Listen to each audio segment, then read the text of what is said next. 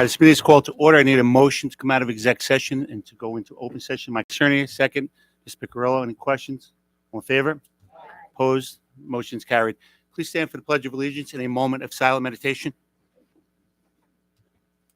I pledge allegiance to the flag of the United States of America and to the republic for which it stands, one nation, under God, indivisible, with liberty and justice for all.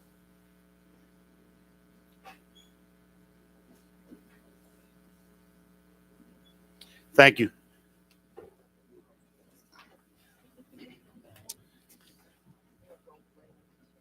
right, I'm going to turn the meeting over to Dr. Pelletieri for the We Are CHM Superintendent's Report.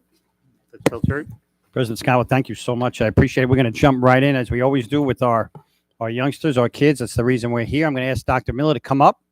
Dr. Miller, we have some AP scholars, I believe, in our audience tonight.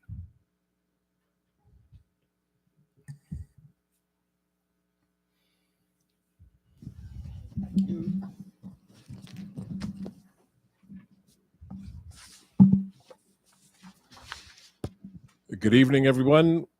We have 30 AP scholars with distinction across both sides of town at North and East. So we will be calling everyone up individually to receive your certificate. And Mr. Larson and Mr. Antonetti, do you want to come up?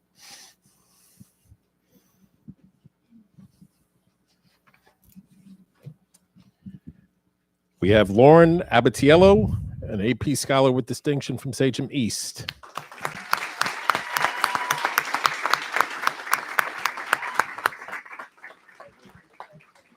Kids, we're going to ask you to come on up and line up. We'll take a picture. Caitlin Austin, AP scholar with distinction, Sachem East.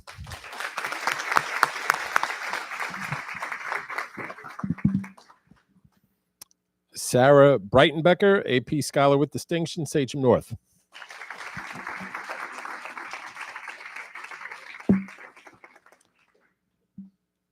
Caitlin Carey, AP scholar with distinction, Sachem East. Shuffle.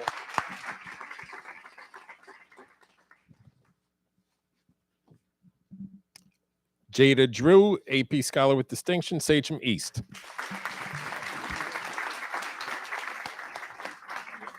Dr. Miller, you got a boy or two's name in there, right? Somewhere? Huh? Any boys in there? Yes. Okay, Yes. good. Giovanna Formato, AP scholar with distinction, Sachem North.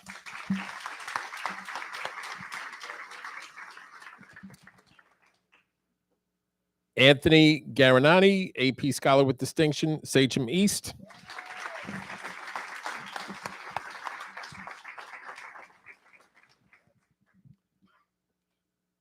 Peter Garanani, AP scholar with distinction, Sachem East.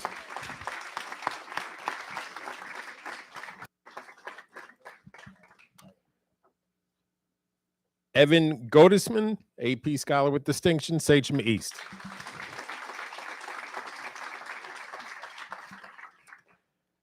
Bella Rose Greco, AP scholar with distinction, Sachem North.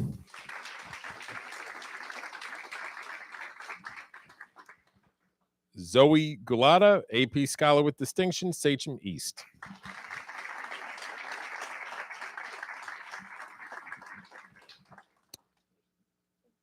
Alyssa Khan, AP scholar with distinction, Sachem East.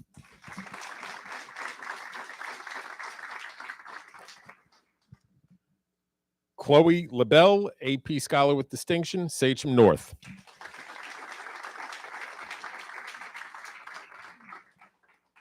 Andrew Macchio, AP scholar with distinction, Sachem North.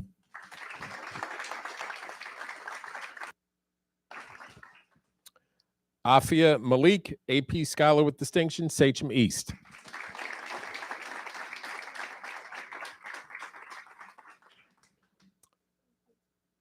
Daniela Marr, AP scholar with distinction, Sachem North.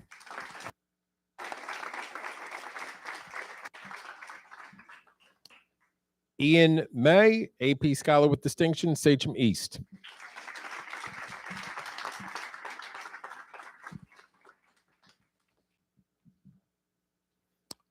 Arhum Mudasir, AP scholar with distinction, Sachem North.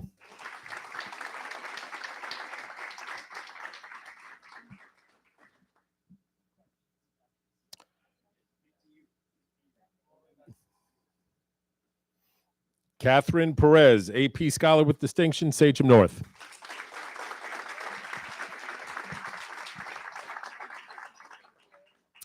Aman Ratu, AP Scholar with Distinction, Sachem North.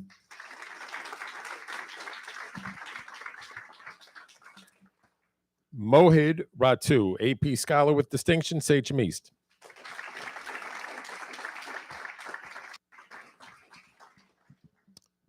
Joseph Rachetti, AP Scholar with Distinction, Sachem East.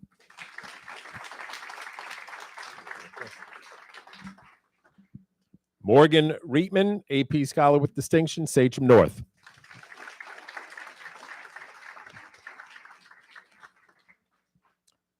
Erin Savarese, AP Scholar with Distinction, Sachem North.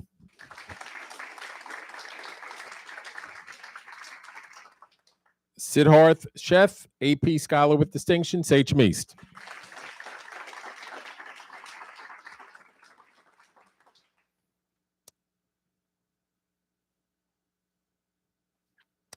Kyle Smith, AP Scholar with Distinction, Sachem East.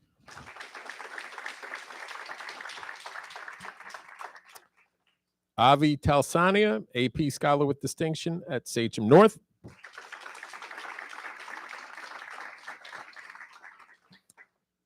Grace Teller, AP Scholar with Distinction, Sachem East.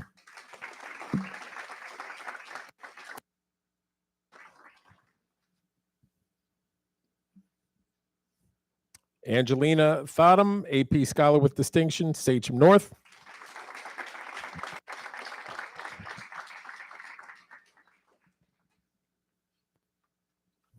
And Tyler McKeon, AP Scholar with Distinction at Sachem East.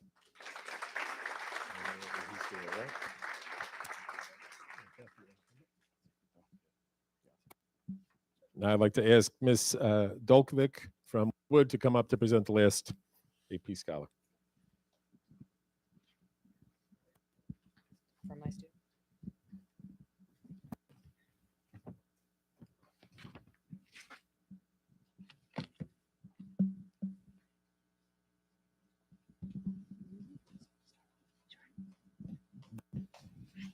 You know, Mrs.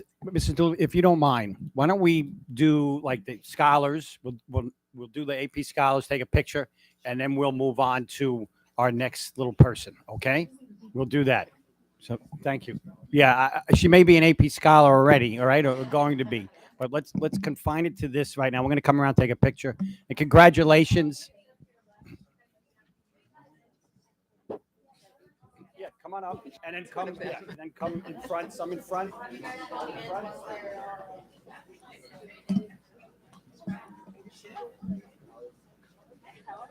I'm gonna take one of them and move out of the way.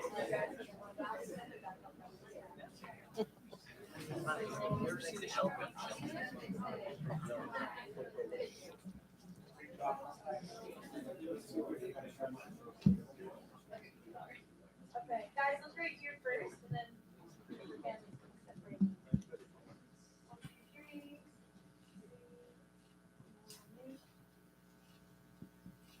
There we are.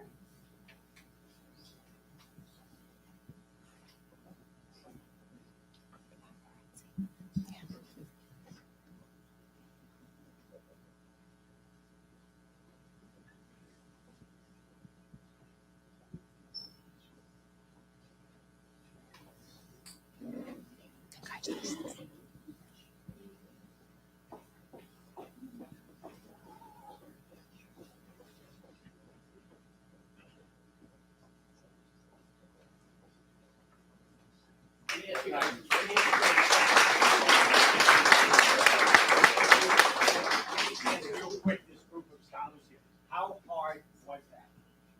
Was it really hard or not hard at all? It wasn't that hard? Yeah. Anyone find it like killing yourself to do this? Wow, so I expect even more from you guys, right, in the future. Just kind of set yourselves up. Right? Congratulations.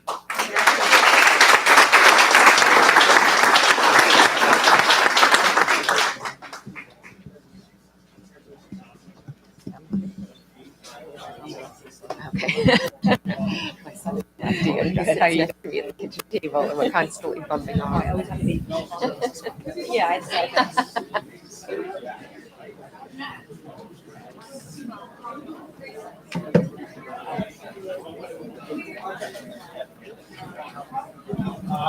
They're playing us. Is he north or you're north? Yeah, he's at our place. Good night, folks. We're leaving. Thank you so much. Mr. Larson, Mr. Antonetti, thank you.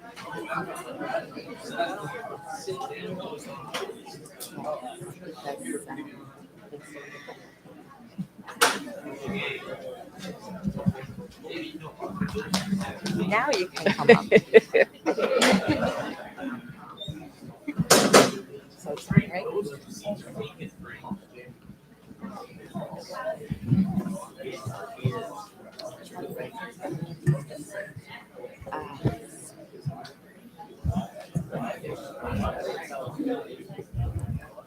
Okay, we're going to jump in with our next scholar who has a great story to tell us about a program that she developed in her Linwood school. For Mr. Antonetti and Mr. Larson, thank you so much for coming out tonight, supporting your scholars. I truly appreciate it. Thank you. But Mrs. Dulovich, I want to jump over to you, right? And your young lady and your teacher, and talk to us a little bit about the reason why she's here tonight. Awesome. Okay. Hi, I'm Christine Breslin, and I am a second grade teacher at Linwood, and I had the pleasure of having Kayla Zadek in my class last school year in second grade. She is an extremely kind, compassionate, and very enthusiastic girl from day one. Kayla came to me somewhere around March last year, and she noticed that Linwood did not have any recycling bins at our school. So she asked me if she could start a petition to get recycling bins. And I said, sure, why not? That sounds like a great idea. So the very next day, Kayla came in with her petition in hand, and she had already had at least a dozen signatures on it that she got from the students in the morning, walking down the hallway.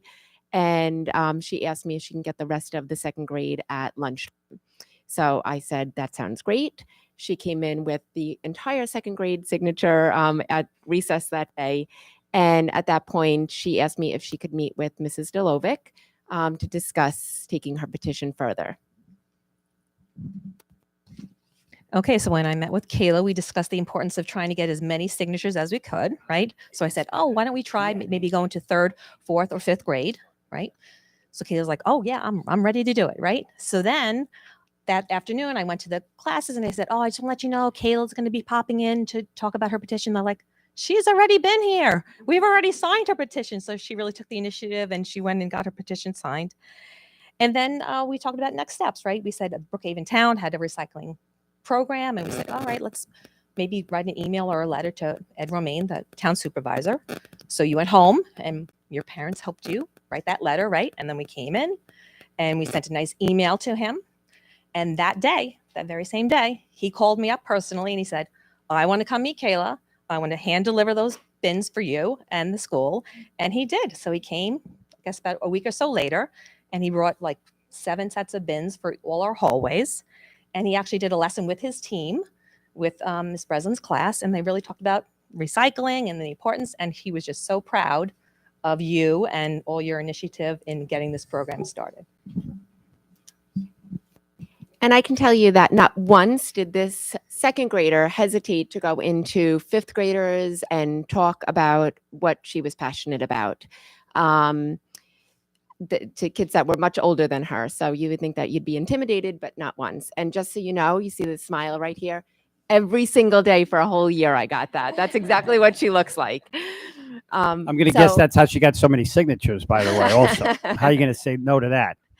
So I just have to say that I am very proud of Kayla for achieving her goal. I'm honored. I was honored to be her teacher for the entire year last year and to be her teacher while she went through this and pursued her dream of having recycling bins. I was happy to be her teacher and teach her many things last year, but I was very happy that she taught me a lesson a year ago.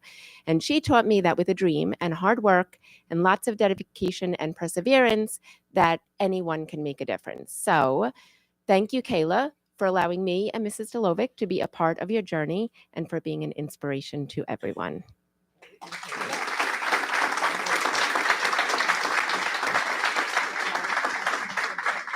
Yeah. So would you give her the mic for a second? Here you go. Kayla, are those tap shoes or those regulars? They're very fancy. No. No? Do you take dance? Do anything like that? Yeah. You want to do anything for us? Or? No. So are you nervous or excited or what? Both. Both? Do you always have that smile on your face? Yeah. My dad had a smile. They used to call him Smiley because he smiled all the time. Is that what you are? You're Smiley? Basically. Basically. So what gave you, what moved you to think even that a second grader could accomplish this?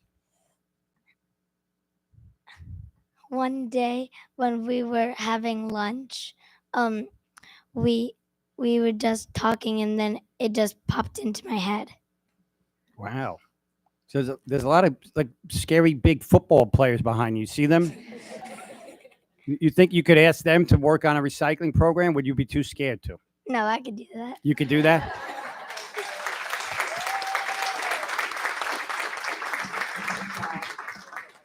I guess you're done with the questions. All right, we'll come around and we'll take a picture.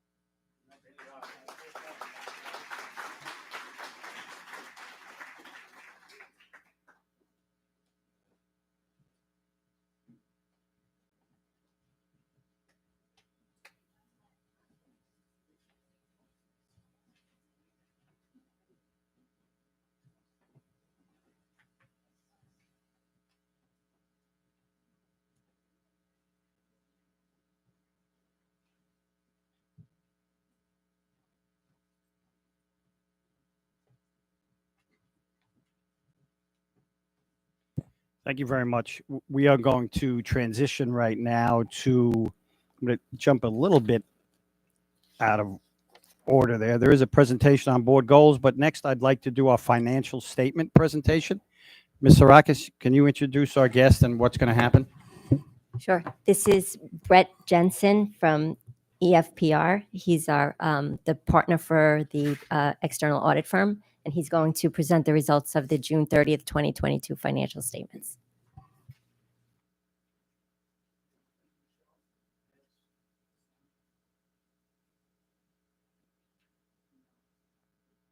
Okay. All right. Thank you, Michelle. As she said, I'm Brent Jensen. I'm the partner for EFPR Group. We prepare the annual financial statements and perform the audit of those financial statements. In terms of the timing of our procedures, we met with the audit committee first in May to go over our audit plan. We actually performed our on-site fieldwork the week of August 29th. And then we met last week with the audit committee to go over the draft financial statements.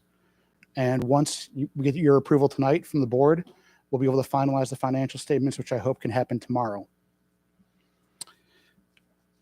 For the audit results, the most important thing we do is we issue an opinion on your financial statements, as well as an opinion on your compliance with federal guidelines for your various federal award programs and your extra classroom activity funds. The good news is we're issuing clean or unmodified opinions on all of those statements. Our audit of the compliance for the federal funds included test work on the major programs of your Title I, your Title IIA program, and the various Recovery Act programs that have happened to come into the district this year. Throughout our audit, all records and information that was needed for the audit was provided efficiently and very quickly to us. We had really no issues at all in performance of the audit. Our audit results had no instances of any non-compliance, no findings of any type, no material weaknesses, no significant deficiencies. So really about as well as you can do in terms of your financial performance on an audit. So can I just jump in with a question real quick? Yes. These titles cover several different offices there. They're in Miss Hines' office and Miss Sarakis' Yes. office, Mr. Bennett, all these. And despite all that, right, all those cooks in the kitchen, so to speak, they all came back clean.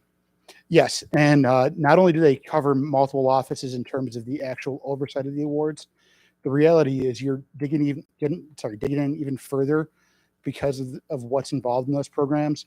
Your payroll office is heavily involved, for example, in allocating the personnel into these grants. You also have certain purchase order type items that might go through the purchasing on the equipment side. It goes through the financial office. It really has a lot of different arms that go into a lot of different places and different things we have to look at. And through all that test work, we had no issue whatsoever. So going on to your financial results, and I'm going to try and keep this as brief as I possibly can, but feel free to jump in with questions if there are any. Your total assets on the government-wide, which is the full district-wide financial statement, increased by $161 million this year. And that happened primarily because there were changes in the pension systems in which you participate. You really have no control over that, but about 140 million of that 161 just came from your participation in the two pension systems, the New York State ERS and TRS plans. Your total liabilities actually decreased by $221 million this year, which came completely because there was a decrease in what's called the OPEB, other post-employment benefit liability, which is just a liability that's done by an actuary for you as an estimate. And it will change based on a number of different indicators, mostly market driven. So as healthcare rates change, as interest rates change, as all these things change, that will move around. And it really significantly impacts your liabilities. The more real long-term liabilities you should have some knowledge and concern over potentially would be your bonds payable and your energy performance contract payables. Those two items are about $100 million in total. Those are at locked in interest rates right now. The important thing for you to know is that the interest rates have been increasing significantly. And because of that, you're not going to see opportunities to do any type of bond refunding anymore, to change the schedules of those payments, or to try to reduce the total payments you're going to make as you've been able to in the past. And any future debt you have is going to cost you more just by the nature of where interest rates are right now. As an example of that, you issue a tax anticipation note annually. Last year, you were able to issue that at 1.25%. This year, it's at 4%. So more than triple that rate. So you can expect to see not necessarily triple the rate, but similar increases if you have to go out for any type of long-term debt for any project, which makes your cash position very important as a district. Overall, on the government-wide financial statement, you actually had an increase this year of about $1 million in net position. You still have a deficit position of about $621 million. The reality is that's reflective of more than $800 million in that other post-employment benefit obligation, which is a number you're not allowed to fund in your state. You're not allowed to do anything with. And that's the reason that even though it's a very large deficit, we don't have any real concern about that. And we're going to talk in a second about your general fund financials, and that's the more relevant number for you because that's how you operate and that's how you budget on an annual basis. I'm going to just skip forward to the general fund financials for that reason at this time. In your general fund, your assets increased about $7.7 million. Of that, about $3 million of it is an actual cash increase right now. The other piece was an accounting change where you have to now record leases that the BOCES has with the district, but you did experience an actual about $3 million increase in cash, is important to know. You also had a decrease in your total liabilities of about $4.6 million, and that's a real change in what you owe at year end, and kind of further increases that cash increase you have. happened because you actually paid off more of your BOCES related liabilities before year end this year. All told, you had a gain in fund balance of about $7.5 million this year, and your total fund balance is now a little over $67 million. And I'll talk big picture in 1 minute about what all that means. Continuing on the financial results in the general fund, your revenue increased about $7 million this year. That was an increase of only about 2% on your prior year number and brings you up to $337 million. And your expenditures increased by about $5 million, or about 1.5%, up to about $320 million. And when you take those numbers and the transfers added to it, that's how you get to that $7 million change this year. So now, just to give you a quick big picture look at what all of that financial data actually means. So you have, as I mentioned, a fund balance right now in the general fund of about $67 million. Of that, about 14 million of it is what we call unassigned, which means you don't have any specific purpose for it right now. It's there as basically your rainy day funds for what you need. It's your cash, which you operate from. It's there for just purposes of operation of the district. You do have about $50 million in restricted fund balance. Those restrictions have been something that you as a board have been building over the past several years. Those of you who have been around a while probably remember that about 10 years ago, actually about 8 to 10 years ago, this district was in a very different financial position. You were in some real economic hardship, and you had to make some very difficult choices to get out of it. Those reserves are there so that you don't get back to there, kind of regardless of what happens with the overall economy. As an example, you have a significant reserve for the employee retirement system bill. Right now, every year, you're allocating that entire bill into your annual budget. But the last time we had a prolonged recession, that bill basically doubled on an annual basis. Obviously, you would not have room in your budget to double a bill like that. So the way you get around that is using those reserves if you start to see those types of rate increases. And that's the reason you have that reserve, which is enough to carry probably about 4 or 5 years right now of what that ERS bill would be if it doubled. So you've put yourself in a good position from this, and you really can afford to do some one-time things. You have been doing a good job of putting money away for capital projects, so you're not having to increase your debt load to do capital projects. Every year you're putting some aside and you're putting some into the capital reserves. That lets a district of this size that has the number of buildings continue to do what it needs to do to reduce its maintenance costs and to do the capital that is required without having to go to the bond market every single time, which is a very important thing, especially as the interest rates increase. And it lets you continue to operate this district without any real concern of what's happening in the larger economy. So you do have, as I mentioned, about a 2% increase in revenue, about a 1.5% increase in expense this year. And that's important as well. We've talked a lot in the past about the ratio of what your revenues and expenses are going up. Your revenues really cannot move more than about 2%. You have a tax cap for a significant portion, and your state aid's not going to move more than 1 to 2% per year either for the type of district that you are. So you are limited there. So you just have to always keep in mind as you add new expenses to the budget, that you are limited in the revenue you can raise without actually exceeding the tax cap and getting a supermajority vote. So you have to always have a plan for how you're going to fund any new permanent activity you're going to do. Are there any questions on the overall financial? Yes, absolutely, Laura. Great job, Brent. And Mr. Iserni and I were at the audit committee meeting with you. So just for clarity, so the money that we have, like the COVID relief or whatever, as you said, that's for the one-time expense, Yes. Not to add something into the budget that we would have to sustain year after year. And correct? Yes. And then with the ERS and TRS, when you explain that, I think a lot of people don't understand how much that can fluctuate due to the economy. So if you could just explain that a little more. And that sort of explains the difficulty that we ended up in 10 years ago, because as you said, that amount doubled and there was nothing we could do.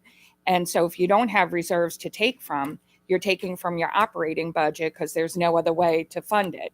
So if you could just elaborate on that a little more. Sure. I'll use TRS as the example.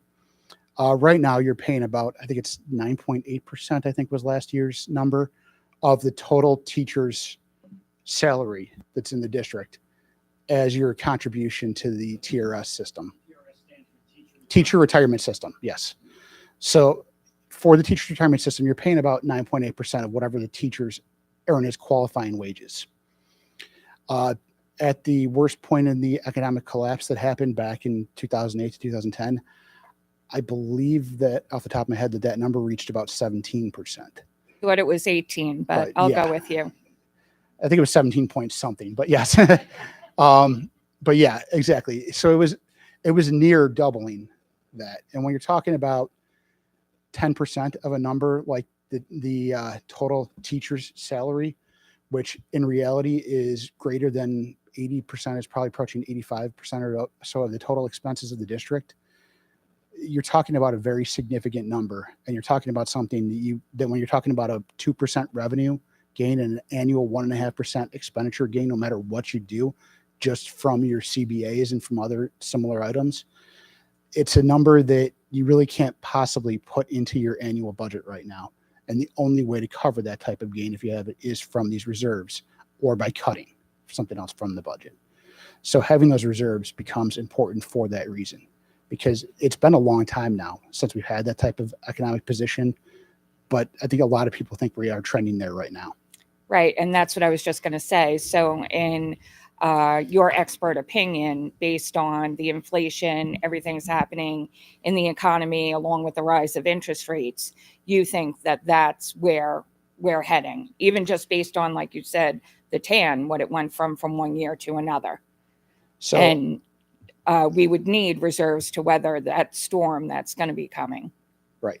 So I don't want to go too far in terms of an expert economic opinion of the broader economy, but I could tell you that there's a lot of economic indicators and there's a lot of people that are experts that are predicting some type of a recession coming. And that if we see that recession, a lot of what keeps your TRS rates or your ERS rates low is based on the investment earnings that they're making right now. If the market goes south, they have to make it up somewhere. And the only way they can make it up is through the contributions they ask for. All right. Thank you very much. Questions from the board? Mr. Attorney? So thanks for everything. It was a very good meeting of the night, as Laura mentioned. So with all these fiscal barometers pointing in the direction that you're talking about, it would probably be wise for boards, not just ours, but all boards, to start looking at ways to raise cash during this year that then can be put into those reserves, even if they came from one-time items, and then reserve it and hold it in anticipation of these larger TRS bills. That would be a prudent use of that. I think within reason, I would tell you that your reserves right now are pretty well funded for a district based on your overall budget. And you don't have that large a surplus relative to the budget size right now. You have about a $7.5 million surplus this year. And you did put that into some of those reserves. A lot of it went into the capital reserve, which, given the inflationary trends, given the need for cash to do any type of maintenance and capital work, so that if you need a new roof on a building or anything, you're not trying to go out to a bond anytime something like that happens. That seems to be a logical place to continue to put any type of surplus you get. I would say yes. And but you would not recommend bonding anything at this moment with the way the interest rates are. Would be. Once again, it's hard to know where interest rates are going. I'm not going to pretend I'm an expert in that. It's something where they are higher than they have been in a long time. I'm not telling you that a year from now they're not going to be another point or two higher, though. So it may be the best spot we see for a little while, or it may not, and it's really hard to know that. But they're definitely significantly higher than they used to be for governments. Thank you. And just one quick question. So what is our total bond liability right now? You're at about $81 million as a bond liability. I think your annual debt service right now for the next few years is set up to be about $14 million between the bonds and the energy performance contracts each year, which was, I want to say, I looked it up the other night, but off the top of my head, I think it was about 5% of your annual budget is going to debt service right now. All something right, like that. thank you. Just a quick question I have. With regards, I know you don't want to speculate as to what's going to happen in the future. It's very hard to determine, but I was here on that board when we went through 7 years of the perfect storm. And that perfect storm was on top of 17% ERS and TRS increases and health insurance increases. The state was actually defunding us, okay, $20 million plus a year. So unfortunately, when ERS goes up and TRS goes up, it comes right out of our state aid before you even see it. Yes. So we were getting much far less money than we needed to operate. And part of the reason was the loss of state aid. Without speculating too much, I mean, do you envision that there's going to be a loss in state aid or a flat period where we're not going to see the average, 1.5% to 2% per year in state aid? So what I would say right now is we have a recent time, a couple of years ago when COVID first started, where the state had budget problems. And the very first thing they did was threaten the funding that was going to school districts. They were talking about a 20% holdback of various different state aid numbers to try and balance the state's budget. So that ended up ultimately not happening. It ended up being a short-term holdback that they paid everything out. And then on top of that, you got the COVID relief funds from the federal government. So you actually ended up in a better financial position. But you probably shouldn't expect another federal bailout like that coming right now.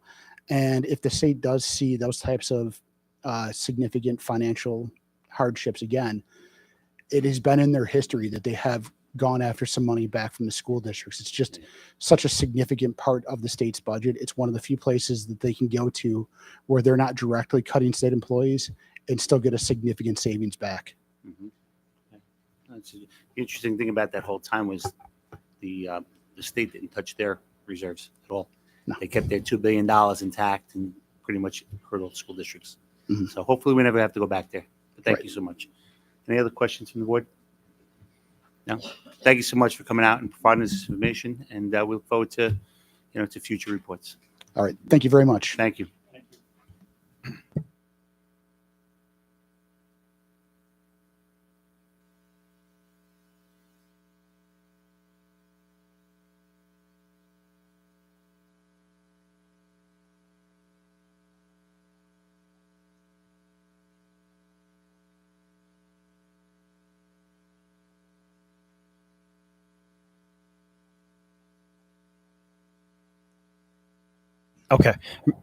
Okay, we're going to continue now with our agenda. Thank you so much. We're going to have a brief presentation. I'll remind everyone, brief, on our board goals for the 22-23 school year. We each have a role and we each have a page. We have presented these in the past or shared them in different forums. I'm going to share them again tonight. Everything that we do is aligned with this vision, with our goals. Our kids here tonight are young scholars or AP scholars, or young lady down at Linwood.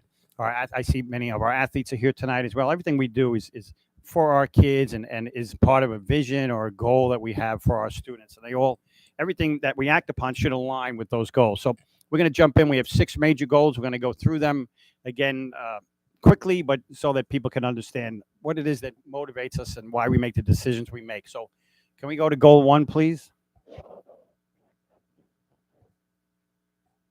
So goal 1 always is, and we talk about this as a priority all the time, are safe and secure schools. Make sure students are in a learning environment which they feel safe and secure. We cannot, as we know, Maslow's hierarchy, you cannot feel, if you don't feel safe and secure, you're not going to learn in your schools. Right, Alyssa?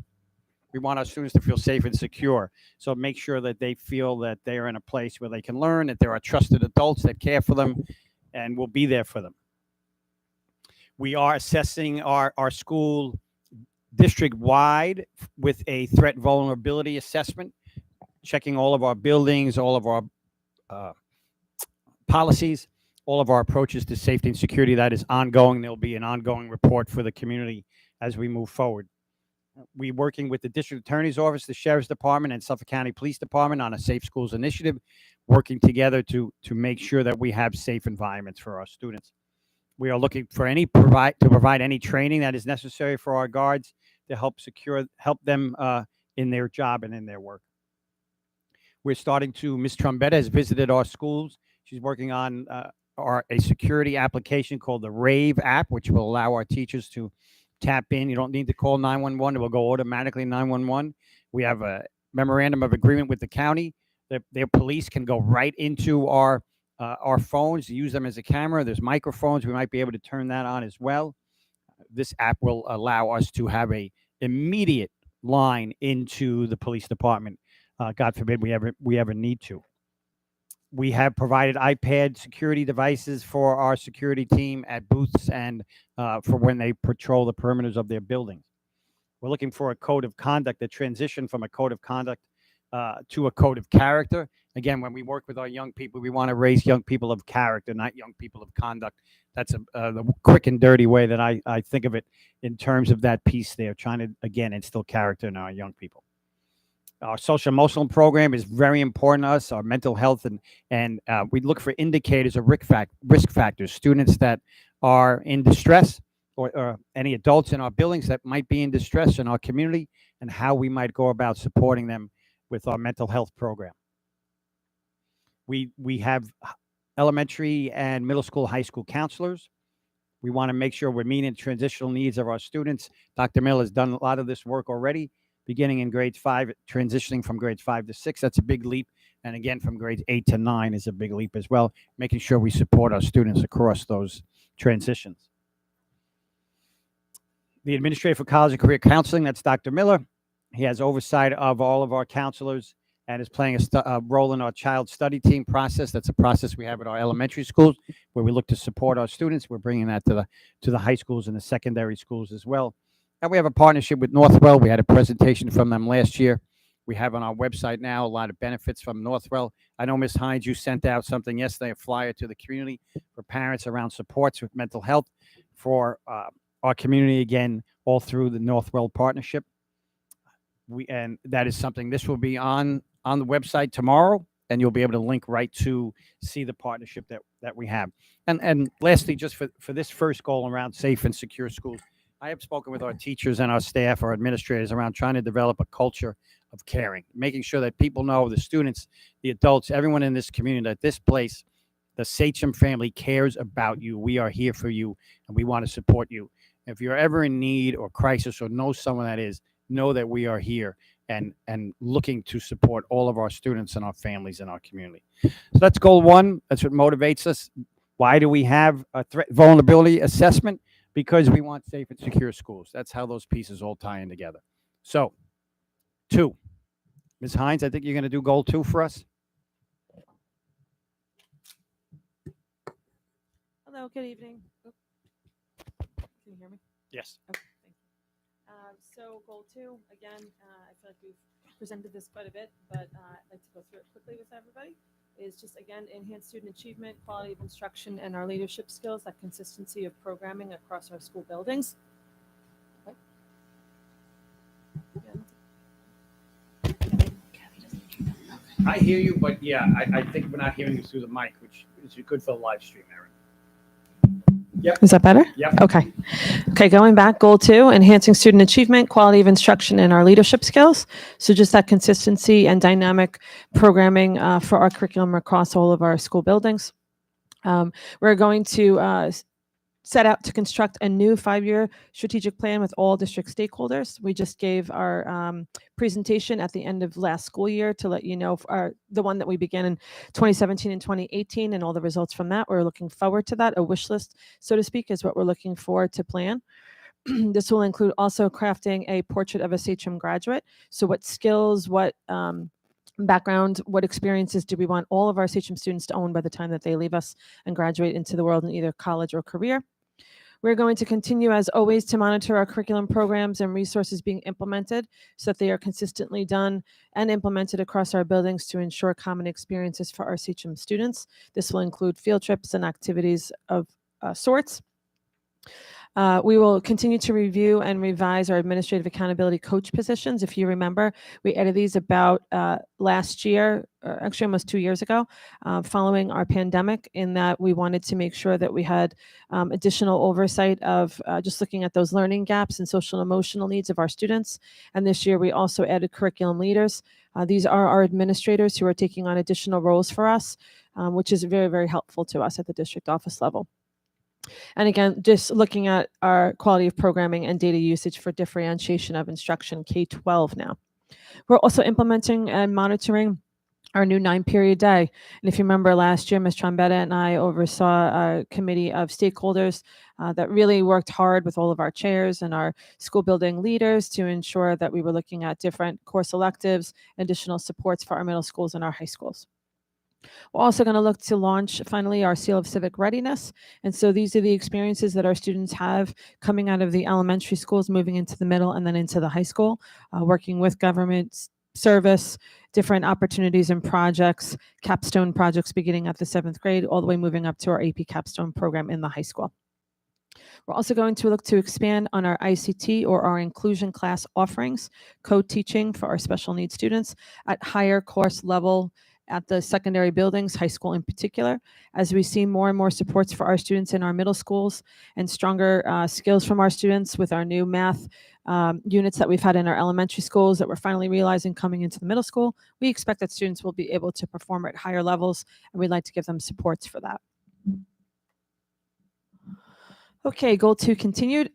We are going to provide equitable support for students in need through our child study process. Dr. Pilateri said it before. At the elementary level, we are really good at knowing everything about our students, their reading level, their math level, their home life, you name it. Our classes, obviously, a teacher generally oversees, a smaller amount of students in one classroom. At the secondary level, it becomes a little bit of a challenge where you sometimes are working with 100 to 130 students or more. But we do want to refine that practice and make sure that all students, not just in our transition years in 5, 6, but 8, 9, that we are monitoring the progress of all students, whether to enrich or help them academically or help them social emotionally all the way through grade 12. We will continue to implement NWA, which is our benchmarking system that's nationally normed in grades 2 to 9 now. We're also doing a small pilot in 1st grade, and we're doing additional grades 10 to 12 in our special education classes, 15-1 and 12-1. And again, this NWEA is a benchmarking system that allows us to yield math and reading results so that we know what levels the students are on, so that depending on the curriculum that's being delivered in the classroom, we can differentiate to the needs of the students to make sure that they are a success with the curriculum. We're also going to be implementing curriculum revisions, again, to support the earth science and algebra placements in 8th grade. As we know, more and more students can qualify for those classes, but may necessarily need to have more supports along the way. So we are going to have additional math support in grade 7 and also science as well, and also in 8th grade. We are redesigning instructional practices and programming for special education. Last year, we brought this to you as we did audit across the entire school district. Mr. McElhern, his team, myself, and the rest of curriculum instruction team, looking at least restrictive environment. What does that mean? Making sure that our students have that differentiation and modification of their curriculum and academic and social emotional needs so that they can be in their least restrictive, whether that be in inclusion or still a small contained setting, but with more supports to help them to reach their goals. We're going to further develop and support our one-to-one device initiatives. As you know, we were able to implement that at the secondary level and the beginnings of our elementary, and now we're going to be doing it K to 4. And that's under Mr. Renda and his team. We're going to continue to implement and provide professional development for instructional technology resources. We have a plethora of them by grade level, by department. We're very proud of these resources, and we continue to offer training throughout. We're also going to finalize our district-wide wireless initiative. I believe at this time we're finishing up in our elementary schools.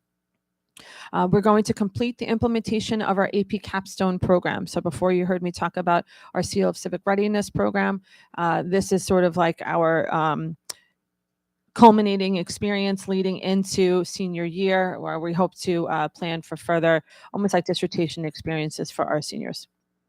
We will continue to expand through Dr. Miller's office, Ms. Trombetta, and myself with our chairs and our high school principals, that college and dual credit courses at both of our high schools.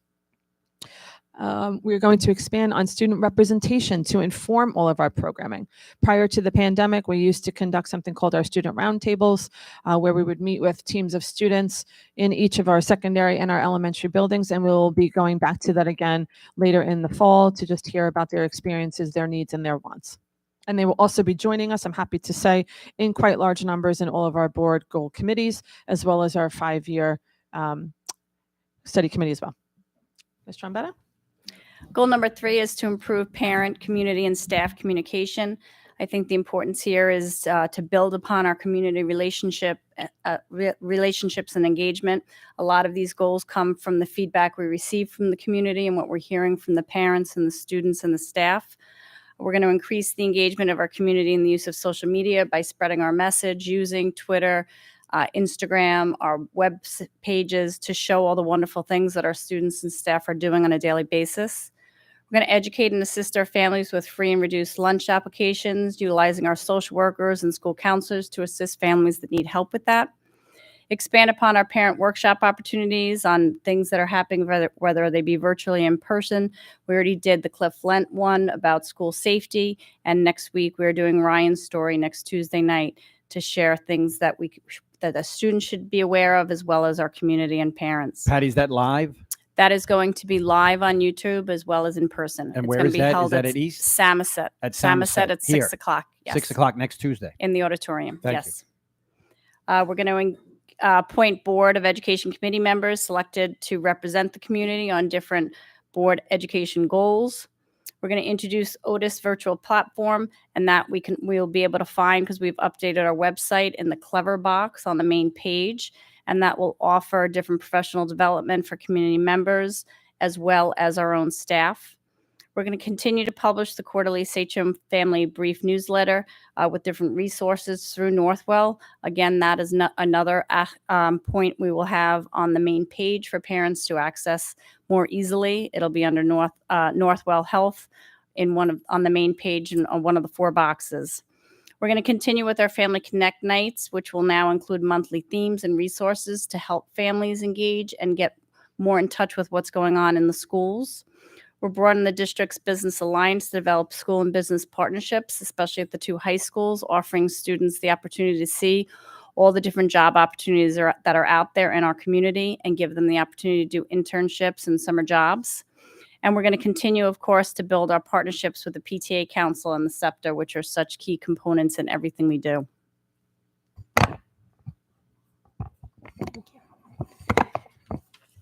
Okay. Goal number 4 is to improve fiscal responsibility and accountability throughout the district.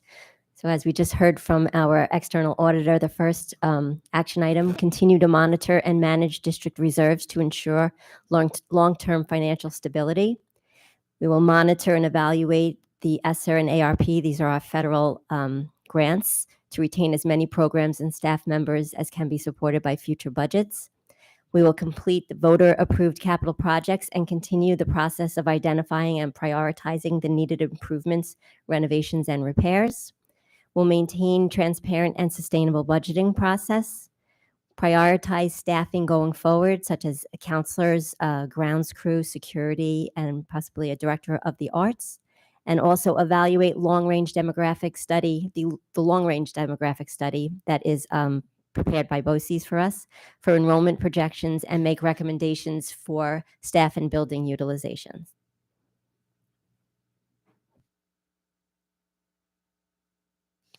Goal number 5 is committed to providing the staff with the necessary tools and support to provide students with the highest quality education. Some of the items have been touched upon by Ms. Trombetta or Ms. Hines when we talk about professional development and putting the tools in place for our staff that we need to make sure that our students have the best opportunity for support. We take a look at what is our professional development plan that the district is required to update on a continuous basis and make sure that we have members from the different constituents within our educational community to take a look at where we are and where we wish to be. The professional plan not only has in-district but out-of-district opportunities and virtual offerings. You'll see there's a link for a Google PD calendar that was created and worked through the Curriculum and Instruction Office in conjunction with teachers and administration. This allows our staff to have access on a calendar to be able to get resources on a daily basis, on a monthly basis, to be able to tap into those virtually or in person and opportunities from the district. We also have an expansion of our building data teams. Earlier, there was a reference into taking a look at student performance and data. That's important because that helps us to be able to continue to differentiate instruction and know what it is that our students need to be able to focus on, and give the tools to the teachers and the other instructional staff to be able to implement that in the classroom. That incorporates goal setting and an ongoing monitoring and progress. We've been able to utilize the Eastern Suffolk BOCES resources as our continuous hiring practices. Our goal at Sachem is to find the best educators and staff for our students and make sure the culture of caring and putting students first is on the forefront of their mind as we look to hire. Students need to be able to make connections with their teachers and with their staff members in our building, and so too do we need to make connections with our staff to make sure for recruitment, support, and retention that we have tools in place to make sure folks are getting the support they need throughout the process. In reference to the introduction of the Otis virtual platform, Ms. Trombetta, I believe, mentioned it a little earlier. It offers support for our staff to be able to come in and to take a look at pre-recorded professional development to help them to align to our goals. And in addition to the items on the bulleted items here, we also have staff and buildings and departments who are tapping into their own experiences and turnkeying them within buildings, within departments, and also taking professional in-service development courses or graduate courses through the process. Thank you. Goal number 6, we are Sachem. And again, this is about the Sachem family, our collective pride, really. We're one of the action items here is to return to a normal school year with functions, activities. I was at 2 homecoming games this past Sunday, which was really outstanding for me. I jumped in on the raffles at North and East. I actually won the North raffle, which is incredible. Thank you so much to the North Cheer folks for running that. I'm looking forward to using that outdoor stove. I did not get the grill, though. I was hoping for the grill also. But the having these types of activities, procedures for our kids, just fantastic. The creation of an education foundation, again, is something that we need to dedicate some time to in terms of a partnership with this community for raising funds for our schools and our kids through grants. We're completing the learning activity centers at the elementary schools. I've seen them, Ms. Hines. The purchases that we worked on are fantastic, and those are starting to be finalized now as we put those throughout the district. Outdoor gardening areas and classrooms as well. Expanding our outdoor learning areas at the secondary buildings, trying to get kids, again, outside as much as possible, enjoy some vitamin D, get them spread out. And one of the things that we learned over this past year, try not to confine, right, as much as in the building as possible. Use some of the beautiful landscape that we have here. Speaking of that, facilities enhancing buildings and grounds. We saw this year Sagamore became Sagamum for a short while as we pushed down. Annie, thank you very much for that. We pushed out some photos we had of all the mums that were placed at Sagamore School. Really beautiful. Just an example of something that we've been doing throughout the district. Really proud of the buildings and grounds and the work that our people are doing. Our profile and influence, very important to me, that we're on committees, that we're at places where we have our legislators, where we have our leaders in terms of New York State Education Department, that we are at NISBA and places like that, where we can vote on resolutions and have a say at what happens. Sachem is the 2nd largest district on Long Island and should have a say, should have a seat at the table when these conversations are being had. I want to make sure that we continue to do that. We certainly want to memorialize and recognize Sachem history. We have a Hall of Fames and things such as that. We want to do even more. And just our hashtag Sachem Pride, pictures of folks. People have been sending in pictures of themselves all around the world, different places with their Sachem gear on. I want to continue to encourage folks to do that. I think it's a lot of fun and really helps promote Sachem schools. So those, Mr. Scavo, are our 6 goals. There's a lot in there, quite honestly, but I know that we can accomplish them. We did this last year at the outset, and then we went back and looked back at the goals to see what we were able to achieve, and we'll do the same this year as we move forward. Any questions? So just, I don't know if there's any questions of the board. I just, to people out that are watching this, the Board of Education had a retreat where we spent probably about 6 or 7 hours working on this and really going through all of the goals to really refine them with the support of our administration. There are things that we put in there, there are things that we took out to really, to kind of grasp everything that we're trying to accomplish here in the district. I'm anticipating that there's not going to be much questions from the board because we did spend 7 hours beating this up as much as we did. But and I do want to get to some of the students that are in the audience here today. So if there's any concerns or questions, I would just say, email or call Dr. Pelletieri, to get any answers to any questions you might have that may arise, over the next couple of days or next couple of weeks. The community's certainly welcome to look at it as well. It'll be posted on the website on the board presentations, and they can reach out with feedback also. I appreciate that was probably the fastest Board of Education goals presentation I think we've had in probably the last 18 years. We should make that one of the goals, Ms. Hines, from now on. So thank you so much for doing that. 2 items. I know, Alyssa, you're on here as a student board member report. If there's anything you want to report to us, from messages from your peers or colleagues at Sachem East, we would be open to that, hearing what you have to say. I know that, school has been off to a great start. And I think, the fact that clubs are starting to start up again and, the sporting events and the different types of musical events, I think we have some plays coming up in the near future as well. People, this Saturday, there's the home show for our marching band at Sachem East. So if you can get out to that. But we have some really great things going on. And if there's anything you want to, Alyssa, you want to add to what's going on in Sachem East, you don't have to add anything. It's a completely. I covered up. I'm sorry.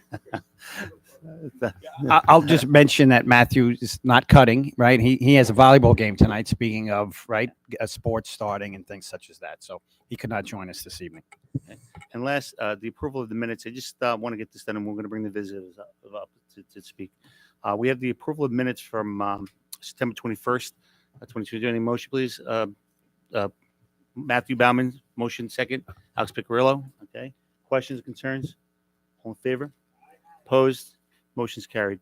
So we're going to move things around a little bit. Normally, we address issues of agenda items first, and non-agenda items we're going to put to the end. But we have some young men out here that have been waiting a long time to be able to come up and speak. They've endured some conversations that I'm sure that they preferred that they would home doing homework or getting ready for tomorrow's school. So I'm going to call them up to address the board. At this particular time, Michael Riley is here.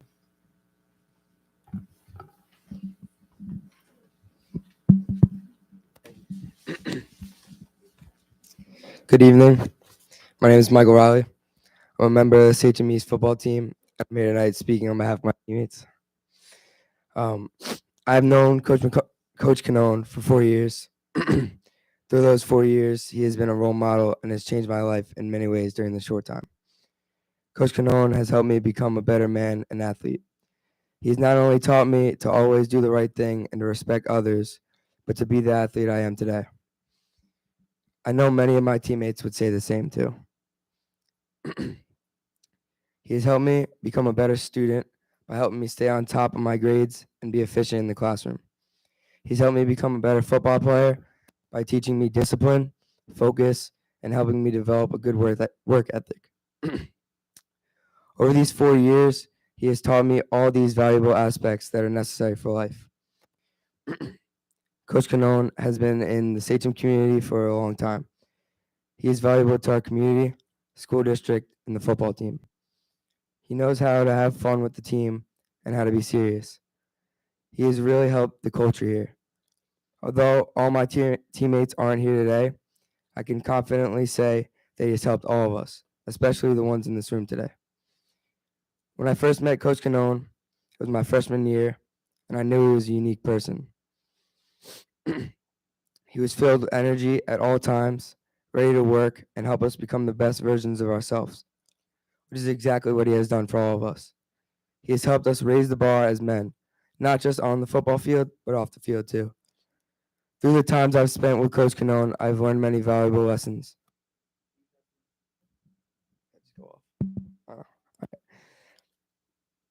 These lessons that I've learned helped shape me into the person I am today. Without Coach, I don't think I would be in the same position I am today. He's really helped me and all my teammates take a step forward in life, whether that's as a football player or as a man. In closing, losing Coach Canone as a coach would be a significant loss for our team and our community. Thank you, Michael.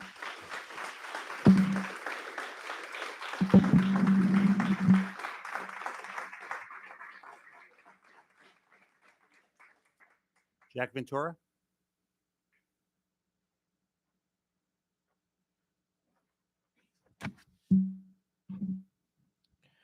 Good evening. My name is Jack Ventura, and I'm speaking here today to express my concern about you guys considering keeping Joe Canone as a coach on the Sachem East football team. When I met someone like Coach that really makes a difference in my life, he displays how he will have all of his players back no matter what. I left the Sachem School District after graduating Sagamore, and going into private school, I was excited to start something new. And as I was there, I felt I had no place there and wanted to come back to Sachem. My mother did not listen to me. As I was there, I went to NRG Athletics to train for football. As my mother did not listen to me about coming back, I turned to Coach Canone for advice. Now, Coach Canone did not go against my parents' word at any cost, but he did communicate with me and listen to me when I expressed my feelings toward the school and coming back. I was truly confident when I said I would not have been able to come back to Sachem if I didn't have someone like Coach Canone to talk to. My mother finally listened after talking to him, and she was convinced to let me come back. My family and I are so grateful for Coach Canone and his part he plays in my life, and letting him go as our coach will not only affect me, but it will affect my peers and their families too. Thank you. Thank you, Jack. Tyler Savidi. Did I say it right?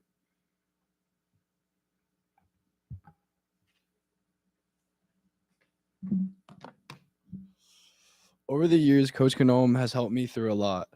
He was there for me when I was hurt, checking up on me every day. He's one of the best coaches I ever had. He's like a father figure to me. Every time I see him, he shows love and affection. He's always making sure everybody's up to their best and pushing them to be even better. Sitting here, I'd like to thank Coach Canome for all the stuff he has done for us.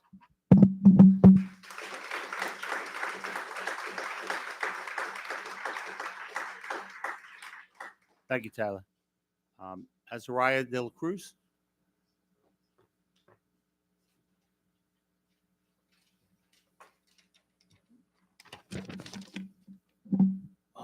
Hello, my name is Azariah De La Cruz, and I'm speaking on behalf of myself and my teammates. So I've known Coach Canone for about 5 years now, and when I first met him, he took me under his wing. He took me to his training facility and trained me, and he knew that I struggled with the money aspect, so he didn't charge me, and I think that just shows his selflessness. It shows how he is as a human, and it shows that he cares for others and not just for himself. He's done a lot for me and for my teammates and for the community. And a decision like this, I know it may not be easy for you guys because it affects us as children and as teammates. But as we are all human, and we all make mistakes. And I just hope you guys take into consideration our thoughts on this decision you make. Thank you, Azariah.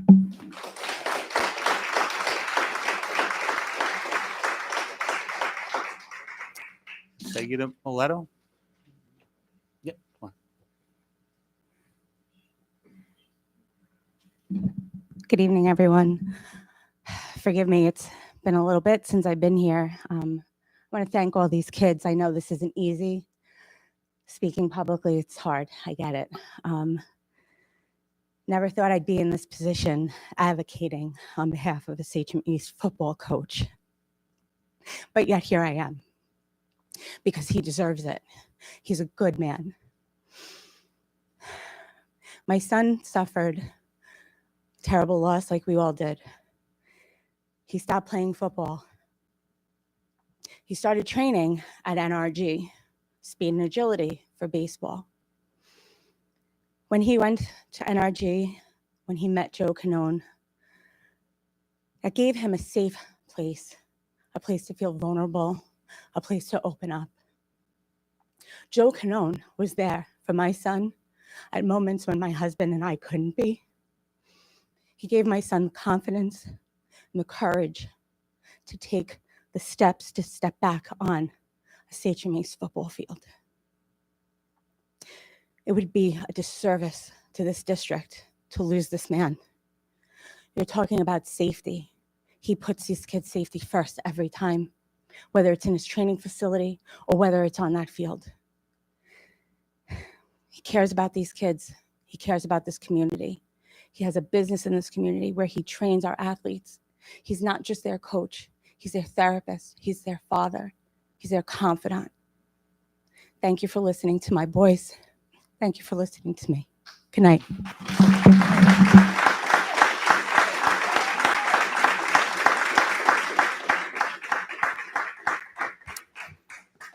just want to provide just a little bit of feedback. I can't get into any details of what happened, obviously, because it's confidential. But long after you guys leave, we're going to be in the back room. We're going to discuss the matter in detail.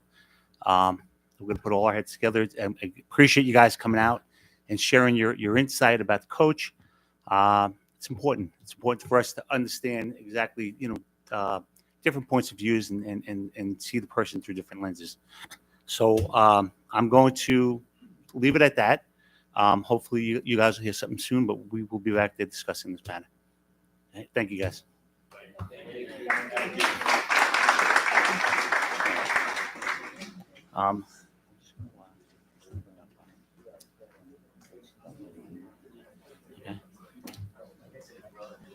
Okay. Have a good night. Thank you. Thank you.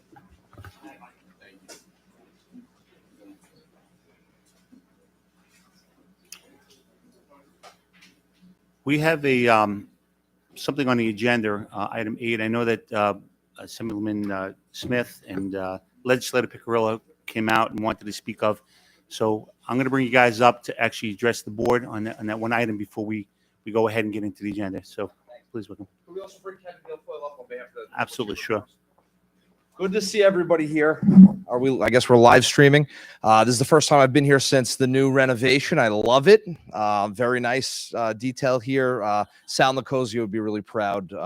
He's every time you guys come here. So what prompts us to be here today, and we'll kind of toggle back and forth. We were picturing the old setup with the mics and the congressional hearing style, but which is okay. So we're here regarding the item, the sale of the Union Avenue property. So if I could take a few minutes, if we could express some thoughts, and then also, as every time I come here, not frequently, but when I do, we like to take questions as well. So I would welcome, if I could, the opportunity as well. So my phone was blowing up today, not an item that I thought would be on the agenda. When I woke up this morning, I didn't think I'd be here, although I do enjoy all of your company. I was just at the Sachem Library we had an event going on. Right now, and Anthony Piccirillo is the county legislator, also the chair of the county's Environmental, Parks, and Agriculture Committee. We're going to talk a little bit about something that we were trying to work on, and I'll open with our ask. We're asking tonight that this motion regarding the sale of the Union, or the agreement regarding the Union Avenue property, be tabled. We're asking that be made because right now we are looking to, and do you want to get into what? Hi, everyone. Good evening. President Scapel, Vice President Pickowitz, how are you? Trustees. So the county has a very robust land preservation program. As the chair of the EPA committee in the county, we routinely go through a process where we designate parcels for potential purchase, and then we turn them into either open space, parks, or farmland. This parcel, I looked at the day I took office, actually. Listen, things happened. COVID hit. We were all in a different situation 2 years ago. As you know, we've had a lot of state and federal money flow into the county coffers, and we've picked up speed on this program. I think we met with the superintendent, I want to say 6-8 months ago at this point. I don't know the exact date. I'd be lying if I told you. But I was surprised to see this on the agenda today. I know it's something that you folks do in executive session. You know, we all have executive sessions in our roles as elected officials. But we have really, especially on my part, and the assemblyman, Mr. Guilfoyle's here also, it was a heavy lift to get where we are today in regards to purchasing this property through the county's land acquisition program. We did pass a resolution at our last general meeting to do the appraisal on the property. The county does independent appraisals, 3 of them, comes back with the best offer. So I can't give you a number of what the county is willing to pay for this property because we haven't been able to get on the appraisal yet. So I think that's kind of where we are right now. We believe, I think I can speak for the assemblyman, that the best use of that property is a community park. We've been at this for many years now, and we're actually right at the cusp of making that happen. But we do need your assistance as far as letting us have the time to get the proper appraisal so that you can make an informed decision about how you want to move forward. So, And if I could just add, you know, the saying that a bird in the hand is worth 2 in the bush, we would like to have a little bit of an extra time extension to give you 2 birds in the hand where you could consider 2 opportunities, 2 offers on the property. One that I understand would be a private purchase. I don't know any of the details of this. I'm not sure what you can share, what you can't share. But we are, as Anthony mentioned, on the cusp of being able to have the county actually make a real offer. They're conducting 3 appraisals, 1 from the county, 2 outside appraisers, to be able to offer that. And the benefit that we would see, at least giving all of you an option, would be that the residents of the Sachem community would continue to own and enjoy the property from years to come. We're talking about now in my assembly district, which is practically the entire Sachem school district. I have most of the Middle Country school district, a part of Patrick Medford, and a lot of the Connecticut districts. It's a lot of hamlets. So I think you all know what we're talking about. This is the last piece of property that we could possibly preserve. Now, I've spoken to my colleagues in Albany as well. This has come up a number of times, and you know, I'll get to questions. And I know we actually were trying to put together an offer a few years ago. I suspect we might want to talk about that because I've heard my phone calls today. A few people said, you know, supposedly there was an offer a few years ago, but was it a real offer? So we can get into that in a few minutes. But right now, I think we have what could be a really good offer on the table where the school district could see that one shot, possibly for parkland, and then the residents would continue to enjoy the property. So you're talking about taxpayers buying property that they already own that they'll be able to enjoy for years to come. So it's something that we're really asking. So today we join asking for you to table that motion, not for it not to be considered. Of course, you have a fiduciary responsibility to consider these things. We know that this has been for quite some time. If I can get into some years ago, there was a discussion about my predecessor, Al Graff. I believe it was after Dr. Graham had been installed as superintendent. It was right after that. I think that was July of 2016. Following that, Assemblyman Graff and I, his chief aide, met with Dr. Graham and said, we'd like to see if we can do something to get money in the state budget where we could possibly get Brookhaven to make an offer on the property. Then fast forward, our state budget deadline, as I think you all know, is April 1st, April's Fool's Day. We make a lot of jokes about that every year. But about a month before, so it was March of 2017, I was contacted by now I'm the assemblyman, but then Assemblyman Graff was in Albany. I was contacted by a member of the board here who was looking out for the district and saying that they had heard rumors that a deal was on the table to purchase the property. I think at the time it was for an assisted living, a very high appraisal. I think they were looking to buy it for $4 million, something that actually would have been a pretty nice use of the property. But at the time, we were in negotiations with the state budget. We had, I don't know the exact figure, but it was over $1 million. Senator Tom Croce was the majority member at the time in the state Senate. He was looking to move forward on that.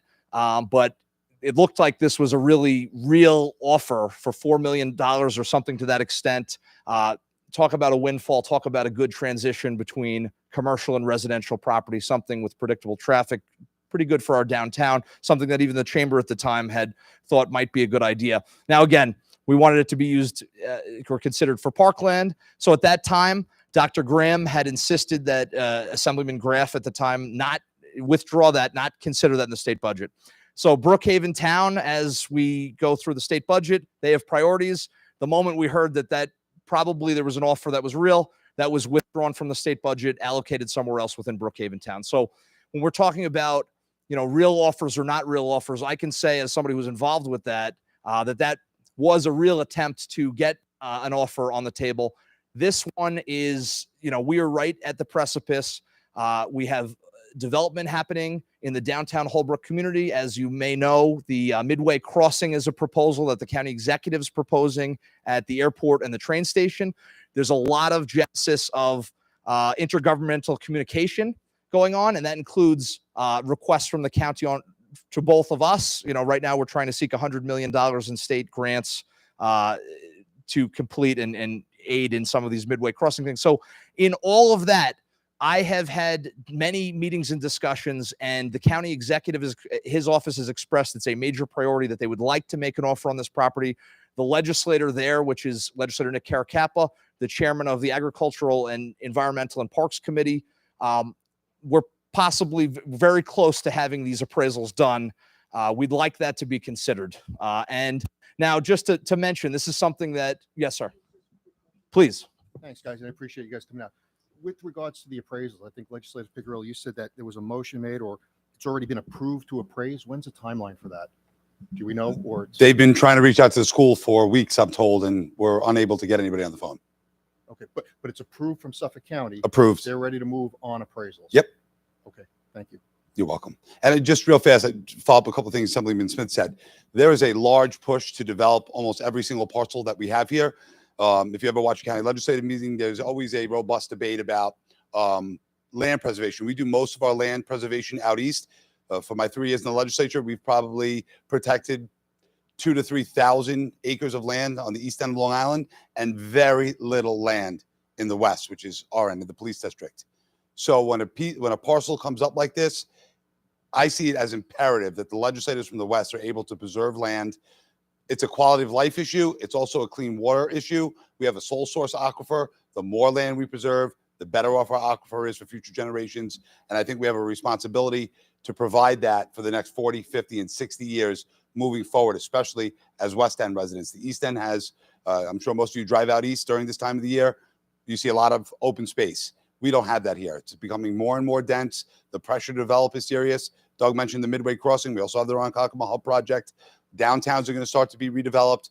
We need to move quickly to preserve whatever open space that we can for future generations. And yes. When you do acquire a property, what cost per acre are you paying the sellers on average? I can't give you an average. Every parcel is different. The appraisal will tell. The appraisal The tells three appraisals will tell. what the price is. No, every parcel is different. Every parcel is different. It would depend on the parcel, and then the appraisal would have to be done. You'll have 3 appraisals done at the same simultaneously. Yes. Laura. Hello, thank you for coming. You're welcome. So you said the meeting was 8 months ago or 6 months ago. Between 6 and 8 months, I don't know exactly. Have you been in contact with Dr. Pelletieri or the attorneys to keep them updated as to where the process County has Economic been? Development has made all the contact information calls. Okay. Any questions from the board so far? Meredith? If I could just add one additional detail, and this is why we're asking that this be tabled tonight, because I think it's imperative as not only a representative for the Sachem community, a Sachem taxpayer. This really is, and again, we're not asking for action to be taken in the negative. We're just asking for additional time to offer this.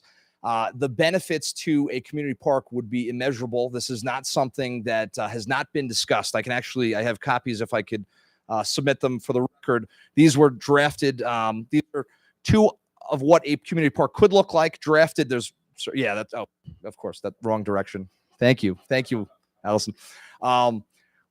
These are what were drafted in 2016 when Assemblyman Graff and I were trying to get state money to give to the town of Brookhaven, where we would be looking to make an offer. So these were done by engineering firm of what the property could look like. It's about 4 acres.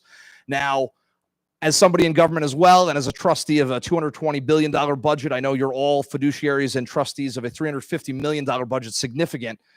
You need to weigh these options. But I would argue, and this is why we'd like to have this further conversation, that a one-shot deal on a piece of property, and as well as, the argument could be made to put it back on the property tax rolls. If you're looking at this property, it's zoned residential without a change of zone. There's a portion of this property that I understand is zoned commercial. However, after speaking with, and I've spoken with the town councilman, Neil Foley, as well as the town attorneys in the planning department, a sale of this property would revert to the lowest use. Yeah, can I bring up Kevin Guilfoyle? He's our he's the 23-year vice president of the Holbrook Chamber of Commerce, as I think many of you, if not all of you, know him. This would revert to residential zoning. So looking at this property, the tax benefit there, I'm going to turn it over to Kevin if you don't mind. Could I just ask my question first? Please. Okay. Typically, I'm pretty on par, and we usually think very much alike us. However, I have a couple of concerns. As Please. a mom, I know the area. I would never bring my children to play in a park in that area. Just point blank, I wouldn't. And I don't think it's a great area to develop as a park for children. Okay, now I would counter, because it's 4 acres of some of the last parcel that we have. If you look, the opportunity that we could have there, as one of the plans suggests, you could put playgrounds, you could put simply green space that could be enjoyed for years to come. It could be a place that people could go read a book. We could have an outdoor concert. For those who know the cul-de-sac by 7-Eleven, we could build in, that's a town roadway, we could build in a little amphitheater, a mini amphitheater for music, a band shell, if you will, for music. So this is something Could you that imagine the traffic? I mean, I try to go to meat farms and there's traffic so much.